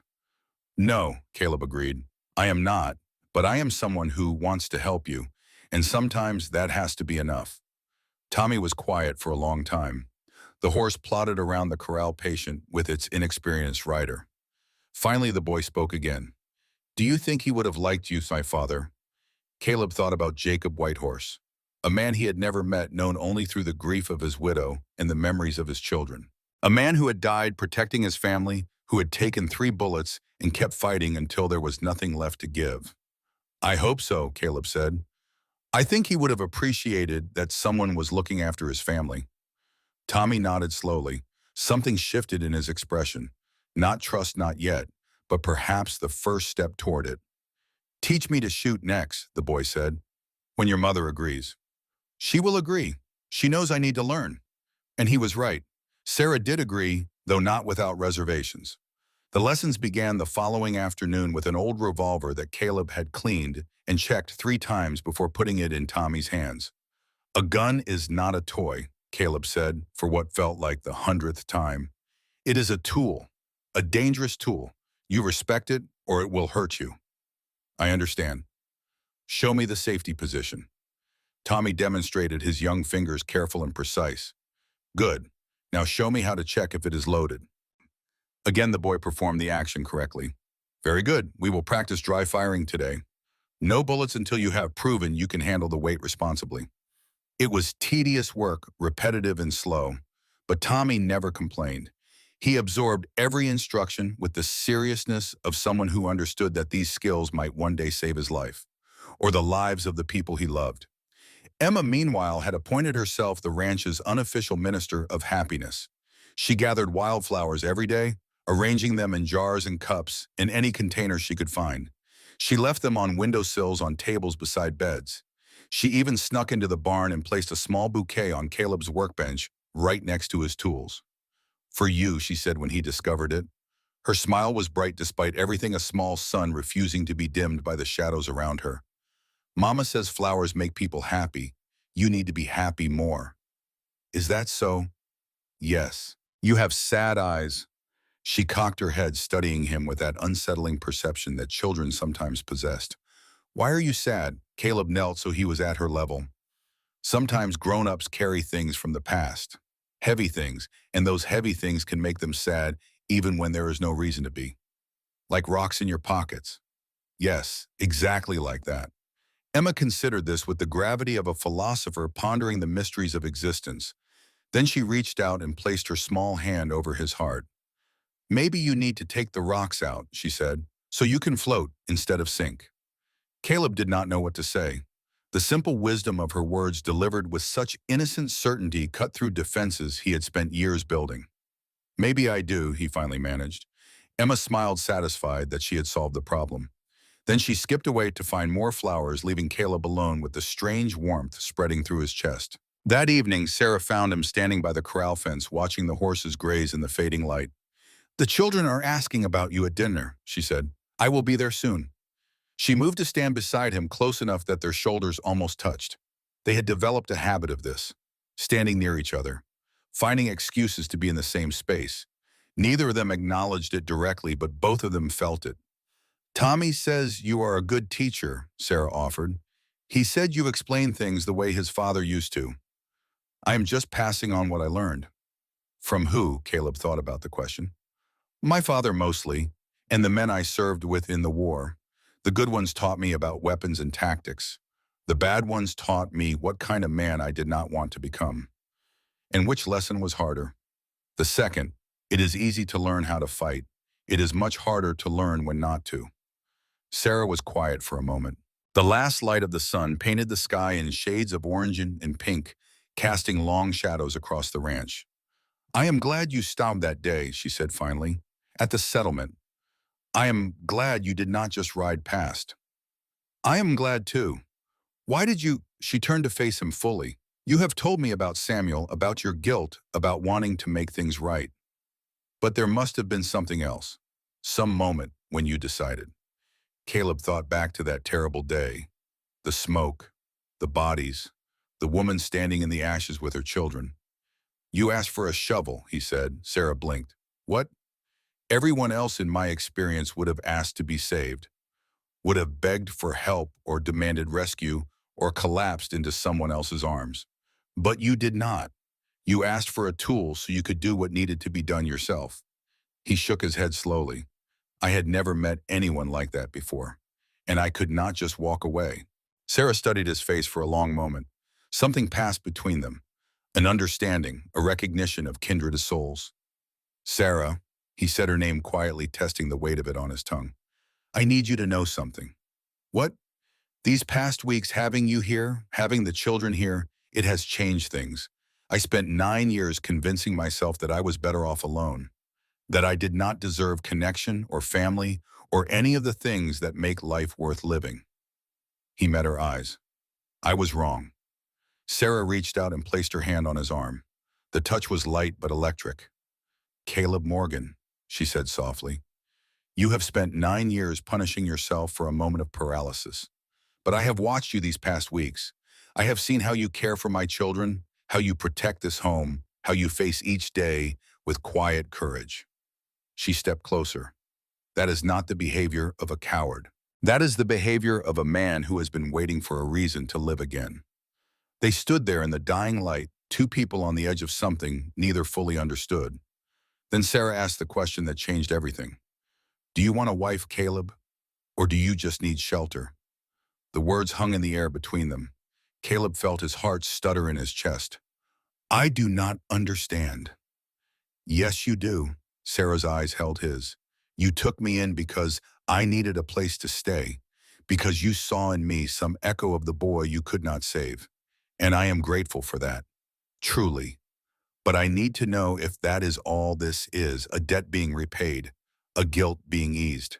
She paused. Or if there is something more. Caleb tried to find words. 9 years of solitude had left him ill-equipped for moments like this. 9 years of locking away every emotion, every desire, every hope.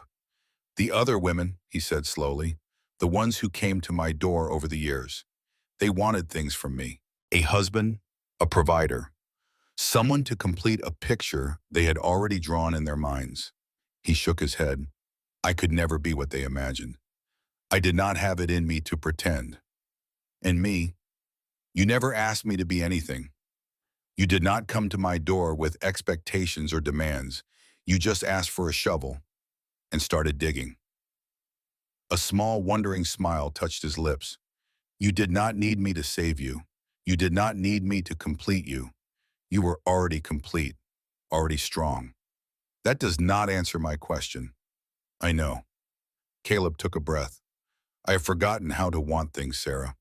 I spent so long burying every desire, every hope that I do not know if I can dig them back up.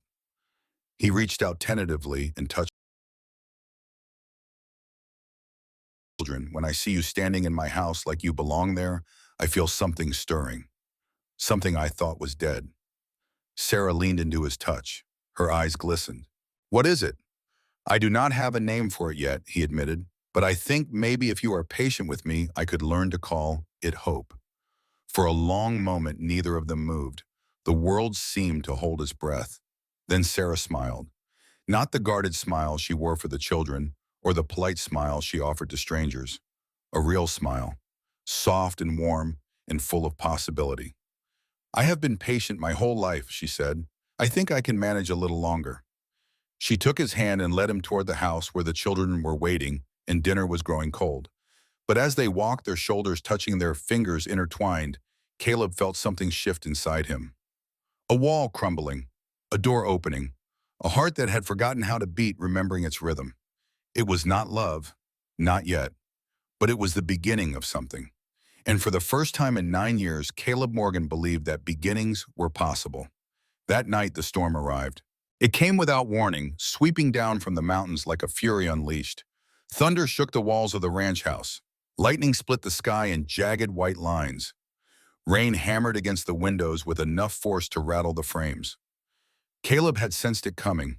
He had watched the clouds building all afternoon, felt the drop in pressure that always preceded the worst storms. But even so, the violence of it caught him off guard. He was on the porch, rifle in hand, when Sarah found him. The watchers, she said. Do you think they are still out there? In this, Caleb squinted through the rain. Visibility was almost zero. I doubt it. Even Holloway's men would have the sense to seek shelter. But even as he spoke, the words something cold twisted in his gut.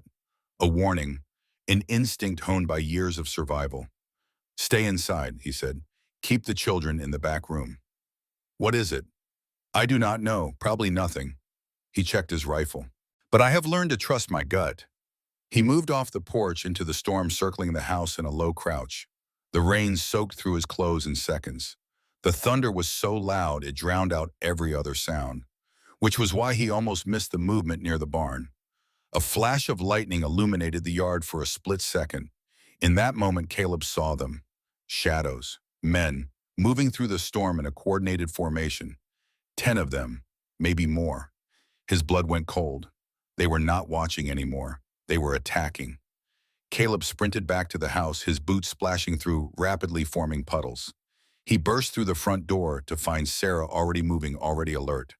"They are here," he said. "Get the children. Get them to the cellar now." Sarah did not hesitate. She ran to the back room, her voice calm but urgent as she woke Tommy and Emma. Caleb pulled the rifle from his shoulder and moved to the window. Another lightning flash revealed the attackers spreading out surrounding the house. Professional, disciplined, not bandits or raiders, soldiers, Holloway's men. He had maybe a minute before they were in position, maybe less. Caleb, Sarah was behind him, the children at her side.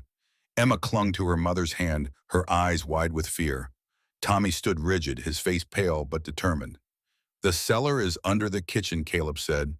"There is a trap door beneath the table. Once you are down there, pull the table over the door and do not come out until I come for you." "What about you?" "I will hold them off as long as I can." "No," Sarah's voice was fierce. "We face this together." "Sarah, please. The children need you." She looked at him, torn between the need to protect her family and the refusal to abandon him.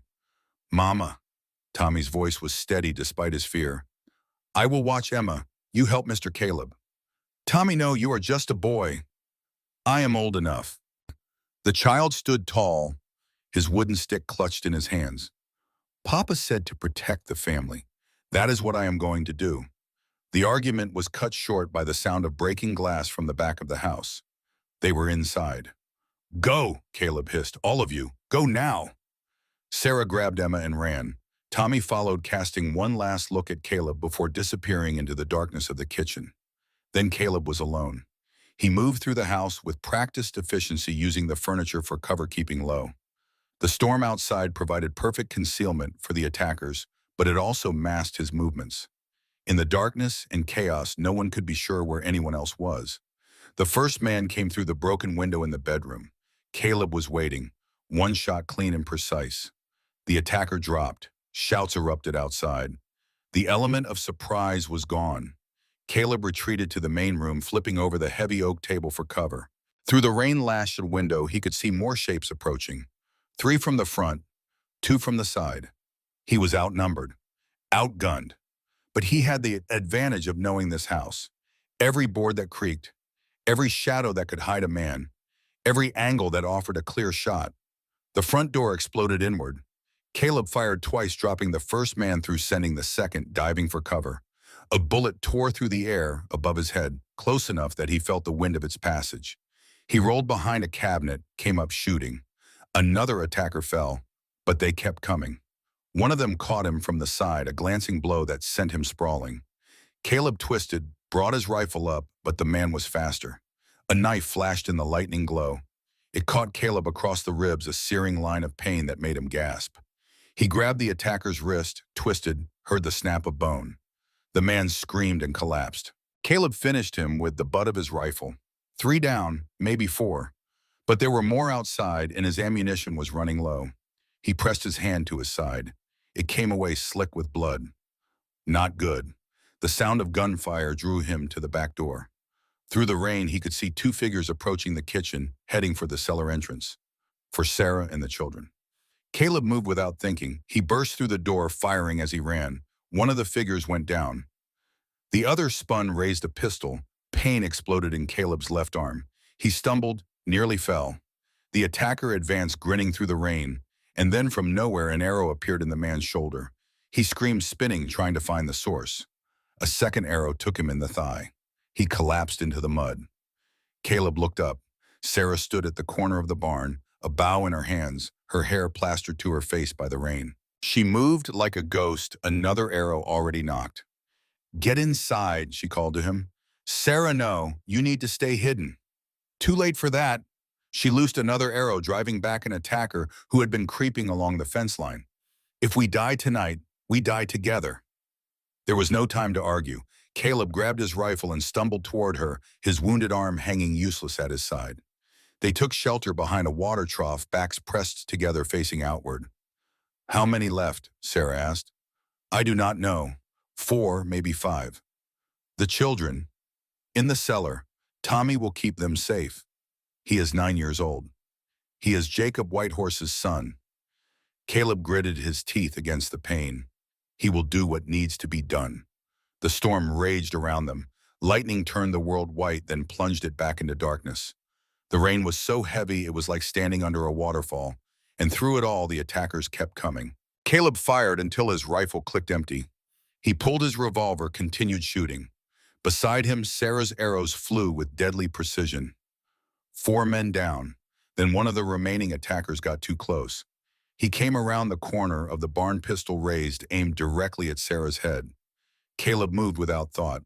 He threw himself between them, felt the bullet tear through his side. His own shot went true. The attacker dropped, but so did Caleb. He hit the mud hard, the world spinning around him. Sarah's face appeared above him, her hands pressing against his wounds.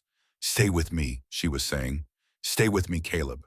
He tried to respond, but the darkness was closing in. And then a new voice cut through the storm. Enough! Sarah looked up. Caleb forced his eyes to focus.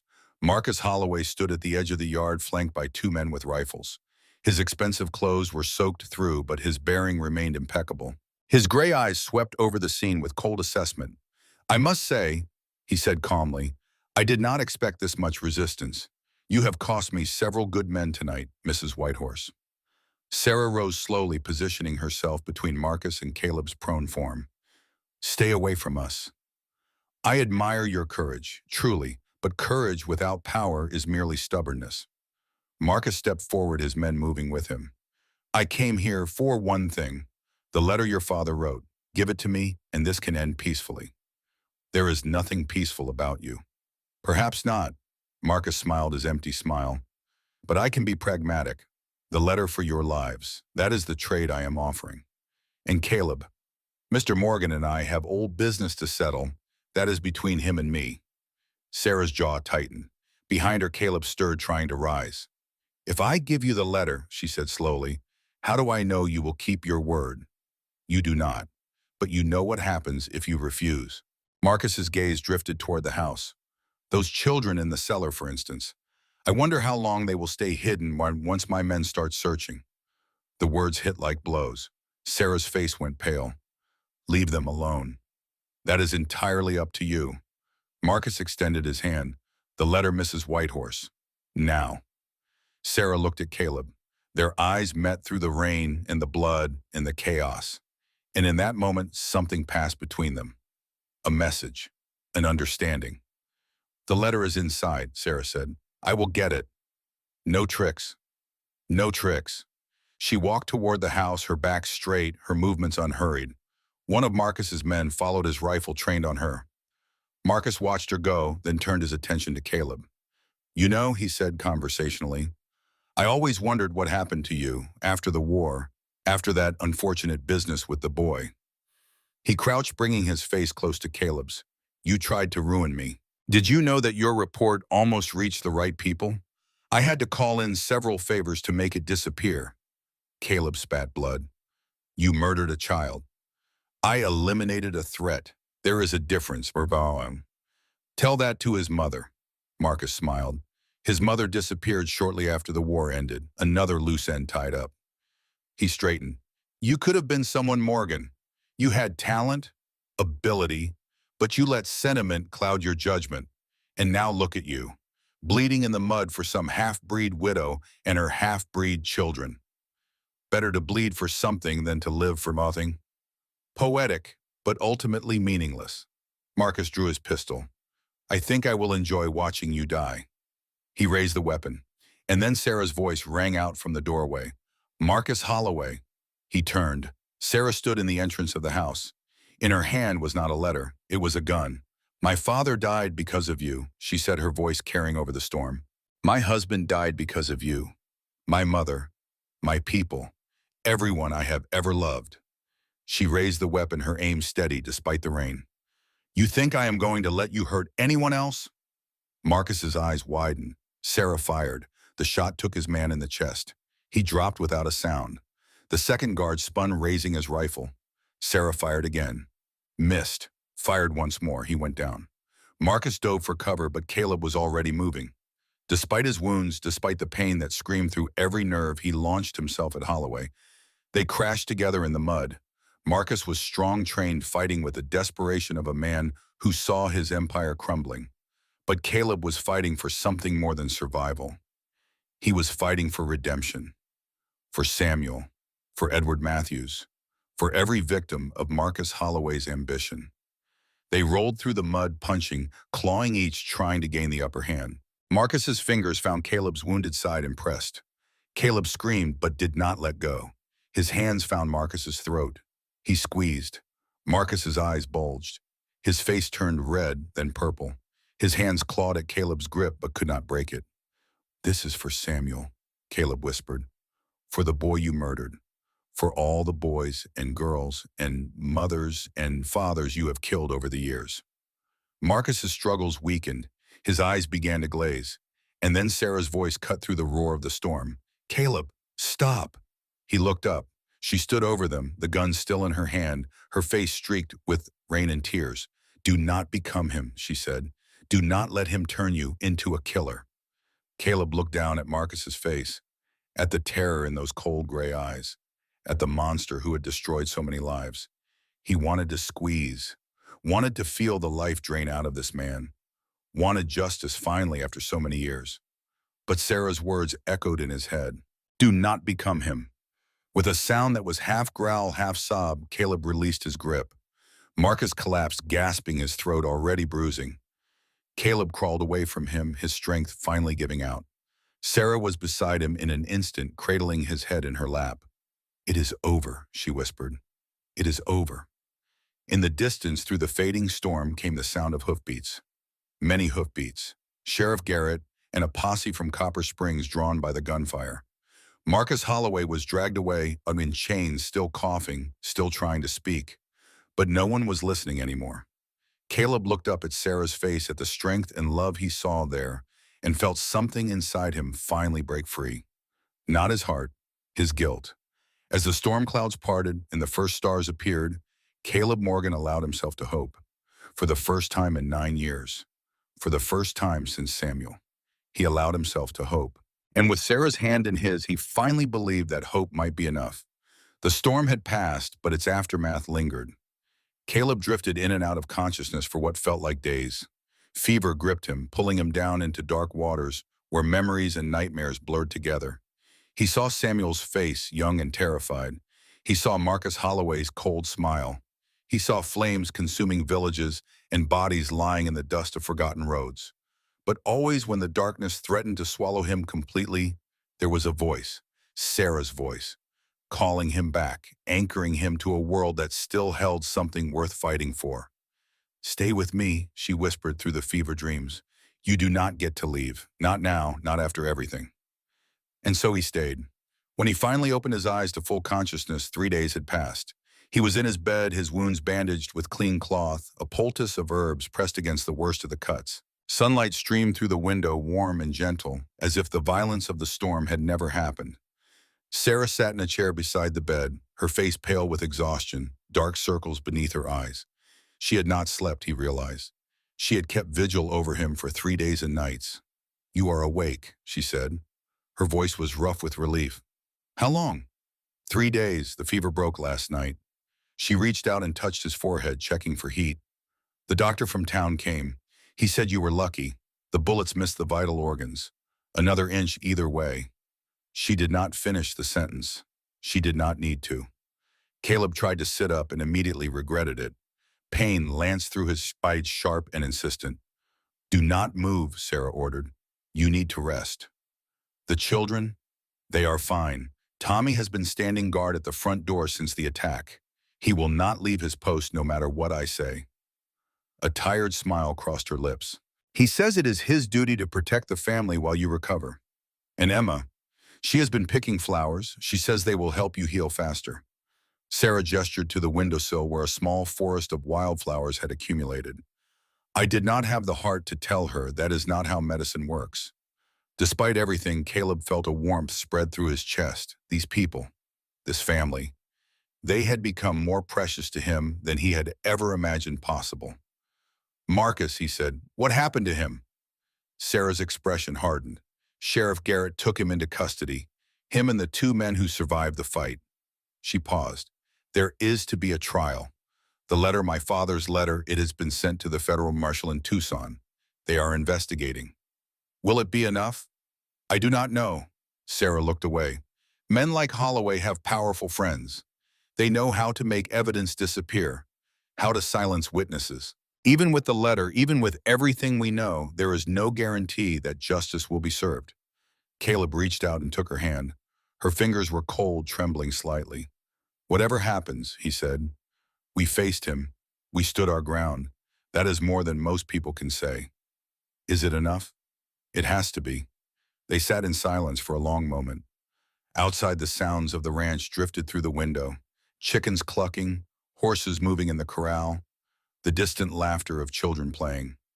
Life continuing despite everything. I need to tell you something, Sarah said finally. What? She took a breath. During the fight, when I went inside to get the gun, I was not planning to give him the letter. I know. I was planning to kill him. Her voice was flat matter of fact. I had the gun ready. I was going to walk out that door and put a bullet between his eyes no matter what happened after. Caleb said nothing. He simply waited. But then I saw you, Sarah continued, lying in the mud, bleeding, fighting even though you could barely stand. And I realized that if I killed him, if I became a murderer, I would be betraying everything you were fighting for. I do not understand. You fought to protect us, not to destroy him. There is a difference. She met his eyes. When I saw you choose to let him live, even after everything he did, I understood. Revenge does not heal. It only creates more wounds. He deserved to die.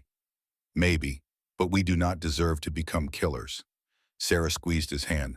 That is what separates us from men like him. The ability to choose mercy even when it hurts. Caleb thought about Marcus's face in those final moments. The terror in his eyes. The certainty that death was coming. He had wanted to squeeze, had wanted to feel the life drain out of that monster, but he had stopped. I almost did not let go, he admitted. Every part of me wanted to finish it. I know, but you did let go. That is what matters. They fell silent again. The weight of the past few days settled over them like a heavy blanket.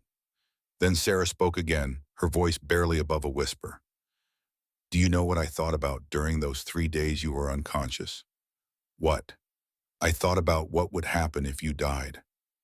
If I had to bury you in that red dirt next to a marker with your name on it. If I had to explain to Emma why the sad man with the kind eyes was not coming back. Her voice broke slightly. And I realized that somewhere along the way, without meaning to, I had started to need you. Not because you saved us. Not because you gave us shelter. But because you made me remember what it felt like to hope for something. Caleb felt his throat tighten.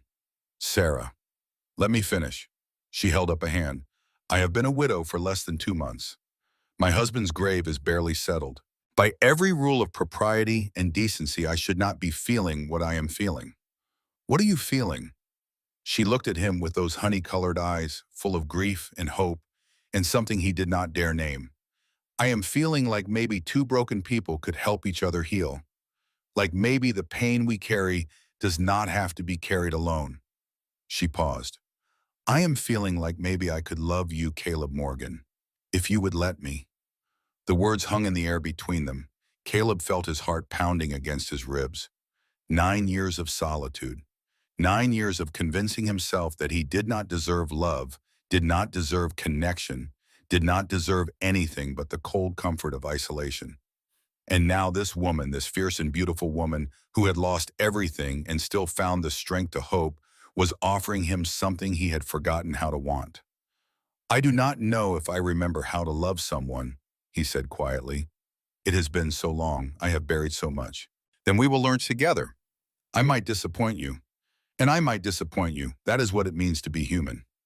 Sarah leaned forward and pressed her forehead against his. But I would rather be disappointed with you than safe without you. Caleb closed his eyes. He felt her breath on his skin, felt the warmth of her presence, felt the walls around his heart crumbling to dust. Sarah Whitehorse, he said, when I am healed, when this is over, I want to ask you something. What? I want to ask if you would consider staying, not as a guest, not as someone passing through.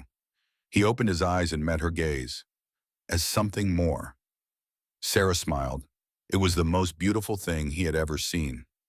I will consider it, she said, but you have to heal first. No dying on me before you get the chance to ask properly. I will do my best. She laughed a sound like clear water over smooth stones. Then she leaned forward and kissed his forehead, soft and gentle. Rest now, she said. There will be time for everything else later. Caleb watched her go, his heart full of things he could not express. Then he closed his eyes and let sleep take him. For the first, his dreams were not nightmares. They were promises. 2 weeks later, Caleb stood in the Copper Springs courthouse, his arms still in a sling, his side still wrapped in bandages. The room was packed. Every seat filled, every aisle crowded with people who had come to witness the trial of Congressman Marcus Holloway. The news had spread far beyond Arizona territory. Reporters had traveled from as far as San Francisco and Denver, their notebooks ready, their eyes hungry for scandal. Marcus sat at the defense table, his face a mask of practiced calm. He had traded his expensive suits for prison clothes, but his bearing remained unchanged. Even now, even facing the evidence of his crimes, he projected an air of superiority that made Caleb's blood boil. The federal prosecutor, a sharp-eyed man named Harrison, who had been sent from Washington specifically for this case, stood before the jury. Gentlemen, he said, his voice carrying to every corner of the room, you have heard the testimony. You have seen the evidence. A letter written over 20 years ago documenting atrocities committed against peaceful Apache civilians. Mass graves discovered exactly where the letter said they would be. Military records showing that Captain Marcus Holloway was in command of the soldiers responsible. Harrison paused, letting the weight of his words settle. But the crimes did not end there. In the years since, Marcus Holloway has used his power and influence to silence anyone who might expose the truth. Edward Matthews, the man who wrote that letter, was murdered shortly after the war ended. His wife spent years in hiding, terrified for her life. And just weeks ago, an entire settlement was attacked and destroyed by men under Holloway's orders, all to eliminate the last remaining evidence of his guilt. The prosecutor turned to face Marcus directly. This is not a man who made difficult choices in the heat of battle. This is a man who built his entire career on the bones of the innocent. A man who killed without remorse and covered his tracks with more killing. A man who even now shows no regret for the lives he has destroyed. Marcus's expression did not change, but Caleb, watching from the gallery, saw something flicker in those cold gray eyes. Fear. The defense attorney, a slick Eastern lawyer that Holloway's political allies had sent, did his best. He argued that the letter was a forgery, that the witnesses were unreliable, that the charges were politically motivated. But his arguments fell flat against the mountain of evidence that Harrison had assembled. Sarah testified. She spoke of her father, of her mother, of the childhood spent running from shadows. She spoke of her husband, of her village, of the 17 graves she and Caleb had dug in the ashen blood. Her voice was steady, her eyes dry. She did not cry. She did not waver. She simply told the truth. And the truth was enough. After 3 days of testimony, the jury retired to deliberate. They returned in less than an hour. Guilty, on all counts. The courtroom erupted. Some cheered, some wept, some simply sat in stunned silence. Marcus Holloway, for the first time since Caleb had known him, lost his composure. His face twisted with rage as the bailiffs led him away. This is not justice, he snarled as he passed Caleb's seat. This is revenge, and you will regret it. All of you. Caleb met his eyes without flinching. No, he said quietly. This is what happens when the truth finally catches up with men like you. Marcus was led away. The doors closed behind him. And Caleb felt something inside him finally release.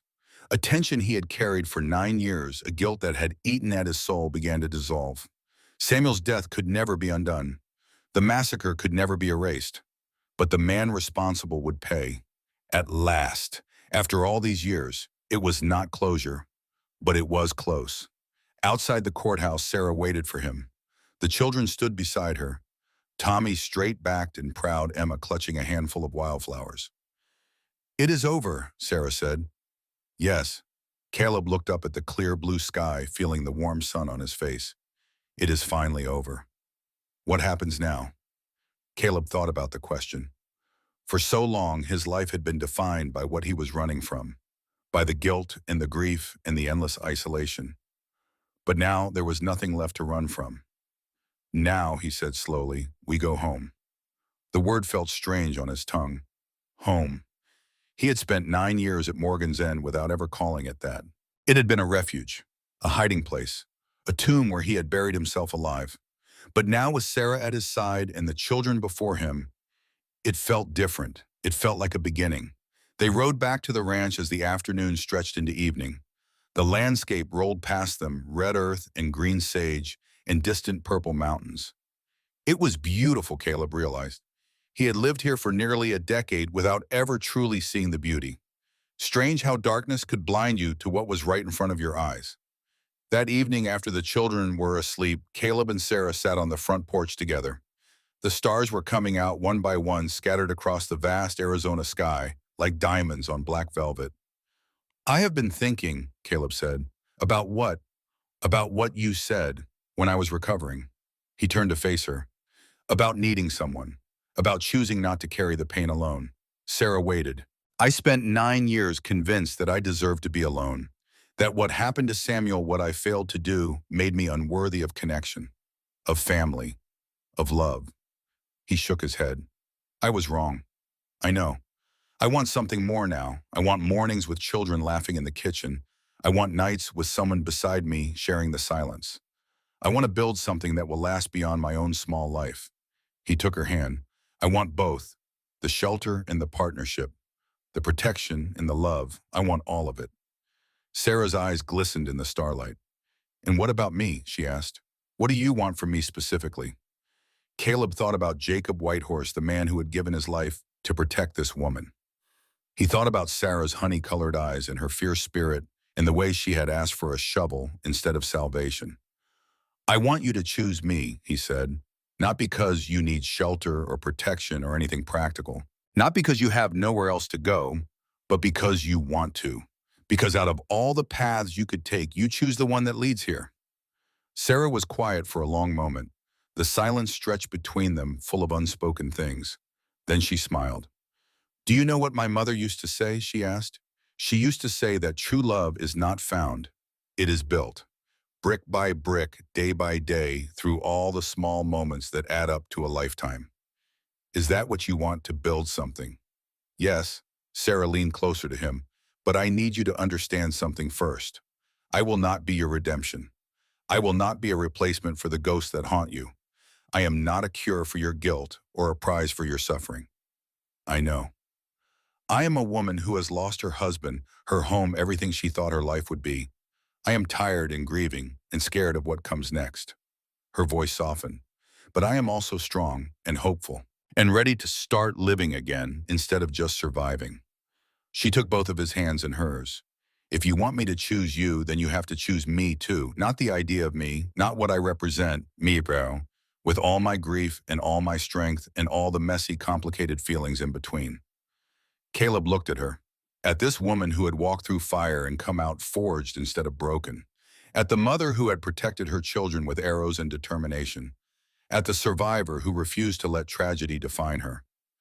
"I choose you," he said, "all of you." Sarah's smile widened. "Then ask me properly, when you are ready, when the time is right." "I will." She leaned forward and kissed him, not on the forehead this time, on the lips, soft and warm and full of promise. When she pulled back, her eyes were bright with unshed tears. "It is time for us to stop surviving," she said, "and start living." Caleb pulled her close, holding her against his chest as the stars wheeled overhead. For the first time in 9 years, the future did not feel like a threat. It felt like a gift. 1 month later, the church of Copper Springs was filled with flowers. It was a small church, white clapboard with a simple steeple, the kind of building that spoke of faith and community and the hope that binds people together in wild places. The pews were full of townspeople who had once looked at Sarah with suspicion and now looked at her with something approaching respect. Amazing how facing down a congressman could change people's opinions. Pastor William Reed stood at the altar, his Bible open in his hands. Catherine Reed sat in the front pew, her expression complicated. She had been one of Sarah's harshest critics in those early days. But time and the truth about Marcus Holloway had softened her stance. She would never be a friend, but she was no longer an enemy. And sometimes that was enough. Caleb stood at the front of the church wearing the same suit he had worn to his own father's funeral 20 years ago. It was slightly too tight in the shoulders now, slightly faded from years in storage. But it was the best he had, and Sarah had said she did not care about fancy clothes.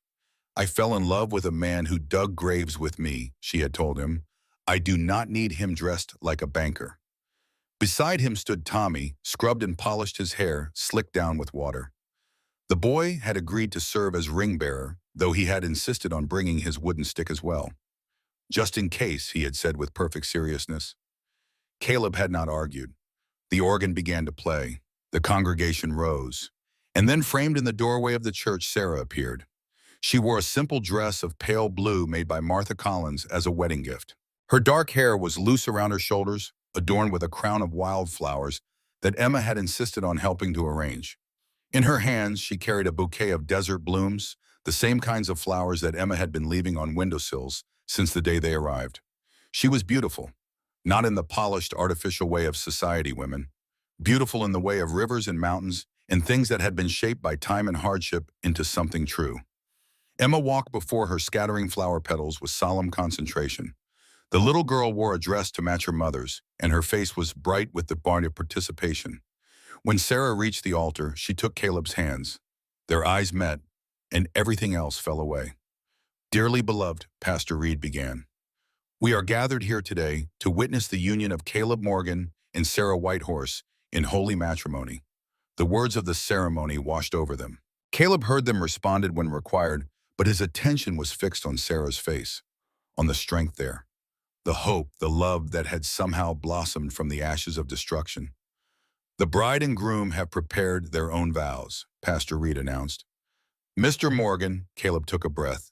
He had practiced these words for days, writing and rewriting, until they felt right. But now, standing before her, the words he had prepared seemed insufficient. So he spoke from the heart instead.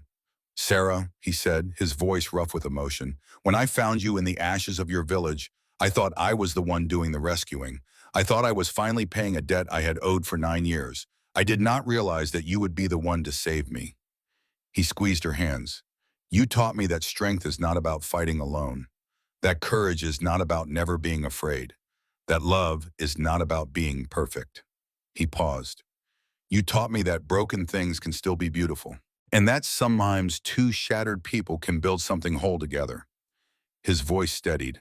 "I promise to stand beside you in storm and in sunshine, to protect your children as if they were my own, to honor your grief even as we build new joys, and to spend every day of my life proving that you made the right choice when you decided to stay."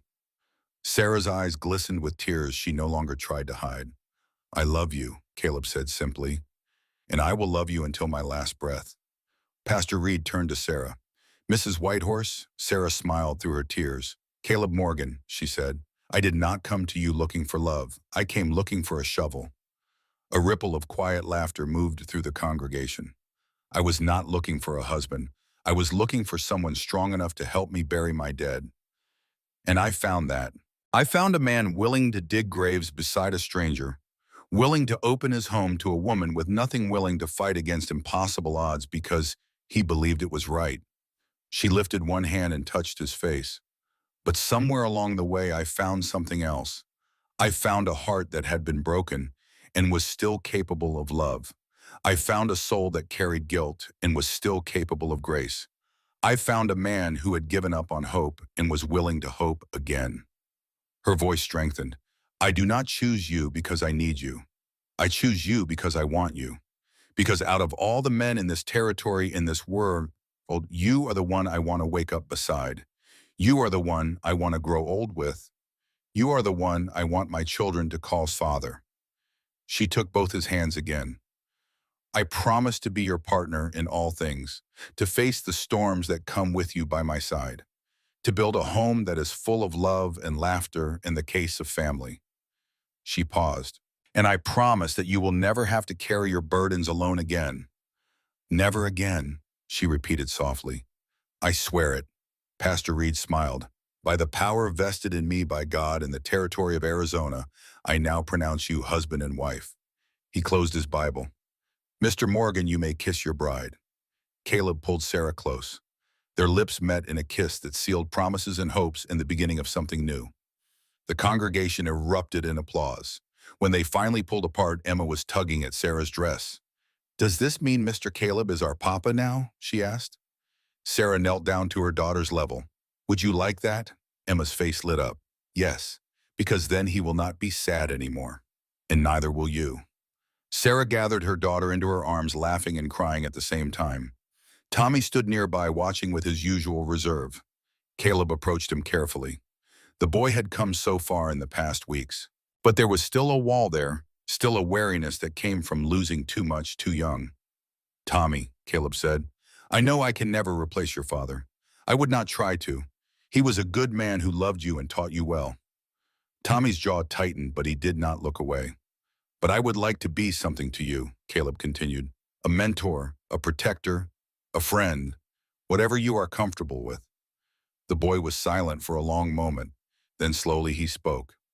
"My father said a man is defined by his actions, by what he does when things are hard." Tommy met Caleb's eyes. "You fought for us. You bled for us. You almost died protecting our family." He extended his hand, the hand of a boy trying to become a man. "I would be honored to call you father," Tommy said, "if you will have me as a son." Caleb felt his throat tighten. He took the boy's hand and shook it solemnly. "The honor is mine," he said. And then, surprising them both, Tommy stepped forward and hugged him.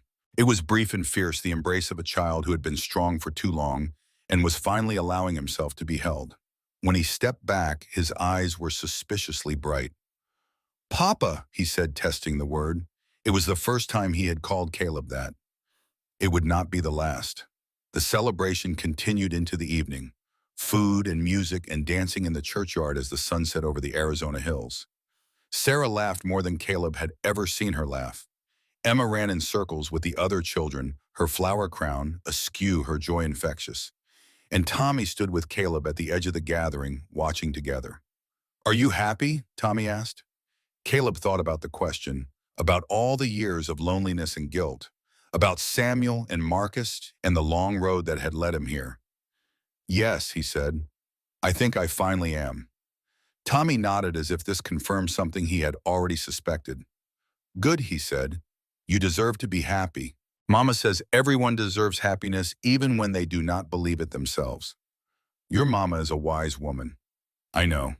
Tommy almost smiled. "That is why I am glad she chose you." They stood together in comfortable silence as the stars began to appear. Father and son, two people who had found each other in the wreckage of separate tragedies, building something new from the broken pieces. Epilogue, the heart that refused to die 10 years later. Morgan's End had transformed. The original house had been expanded twice, each edition marking the arrival of a new child. First came Jacob, named for Sarah's first husband, born just a year after the wedding. Then came Mary, named for Caleb's mother, whose laughter could be heard from one end of the property to the other. The ranch had grown too. Cattle grazed on fields that stretched farther than they had before. A second barn had been built to house the horses that Tommy, now a young man of 19, trained and sold to buyers across the territory. A vegetable garden flourished behind the kitchen, tended by Sarah, and whoever she could recruit to help with the weeding. And the front porch, where Caleb had once sat alone with his rifle and his memories, was now crowded with rocking chairs and children's toys and the comfortable clutter of a life well lived. It was on this porch one autumn evening that Caleb found himself surrounded by his family. Sarah sat beside him, her hair now streaked with silver, her face lined with the years, but still beautiful in the way that mattered. Tommy stood at the corral fence explaining something to a young buyer interested in one of his horses. Emma, 16 now and growing into a beautiful young woman, helped her mother shell peas for dinner. Jacob and Mary chased each other around the yard, their shouts and laughter filling the air. And on Caleb's lap sat his granddaughter, Clara, Tommy's firstborn, barely 3 years old, with her father's dark eyes and her grandmother's stubborn chin. "Tell me a story, Grandpa," Clara demanded. "What kind of story?" "A love story, like Mama and Papa." Caleb looked at Sarah. She smiled at him, that same smile that had captured his heart 10 years ago in the aftermath of tragedy. "Well," Caleb said, settling the child more comfortably on his knee, "there was once a man who lived alone on a ranch far from town. He had been alone for a very long time, so long that he had forgotten what it felt like to be happy.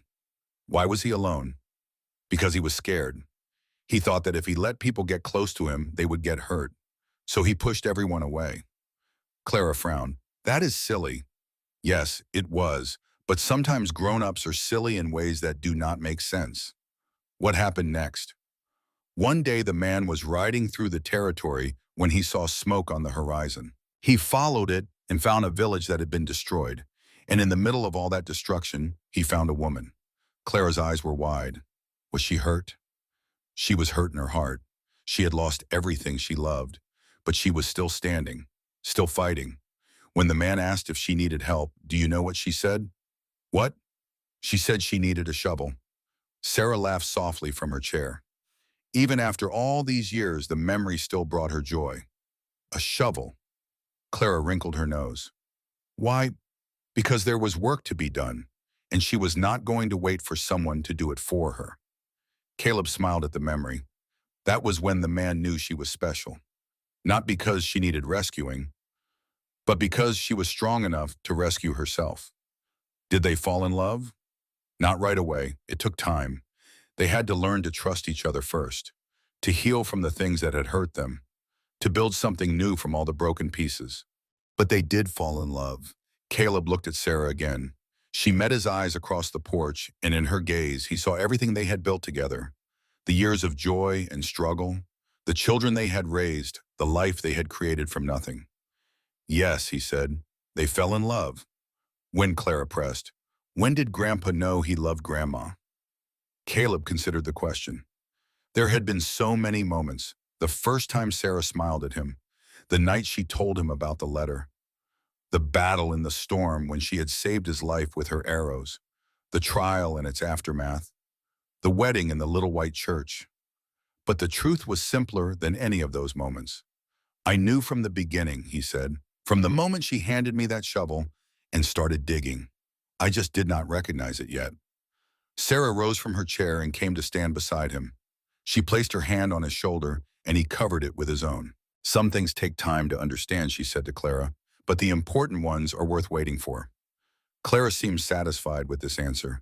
She snuggled against Caleb's chest, her small body warm and trusting. I like that story, she said sleepily. Tell it again sometime. I will, I promise. Sarah leaned down and kissed Caleb's forehead. Dinner will be ready soon. Try not to let her fall asleep.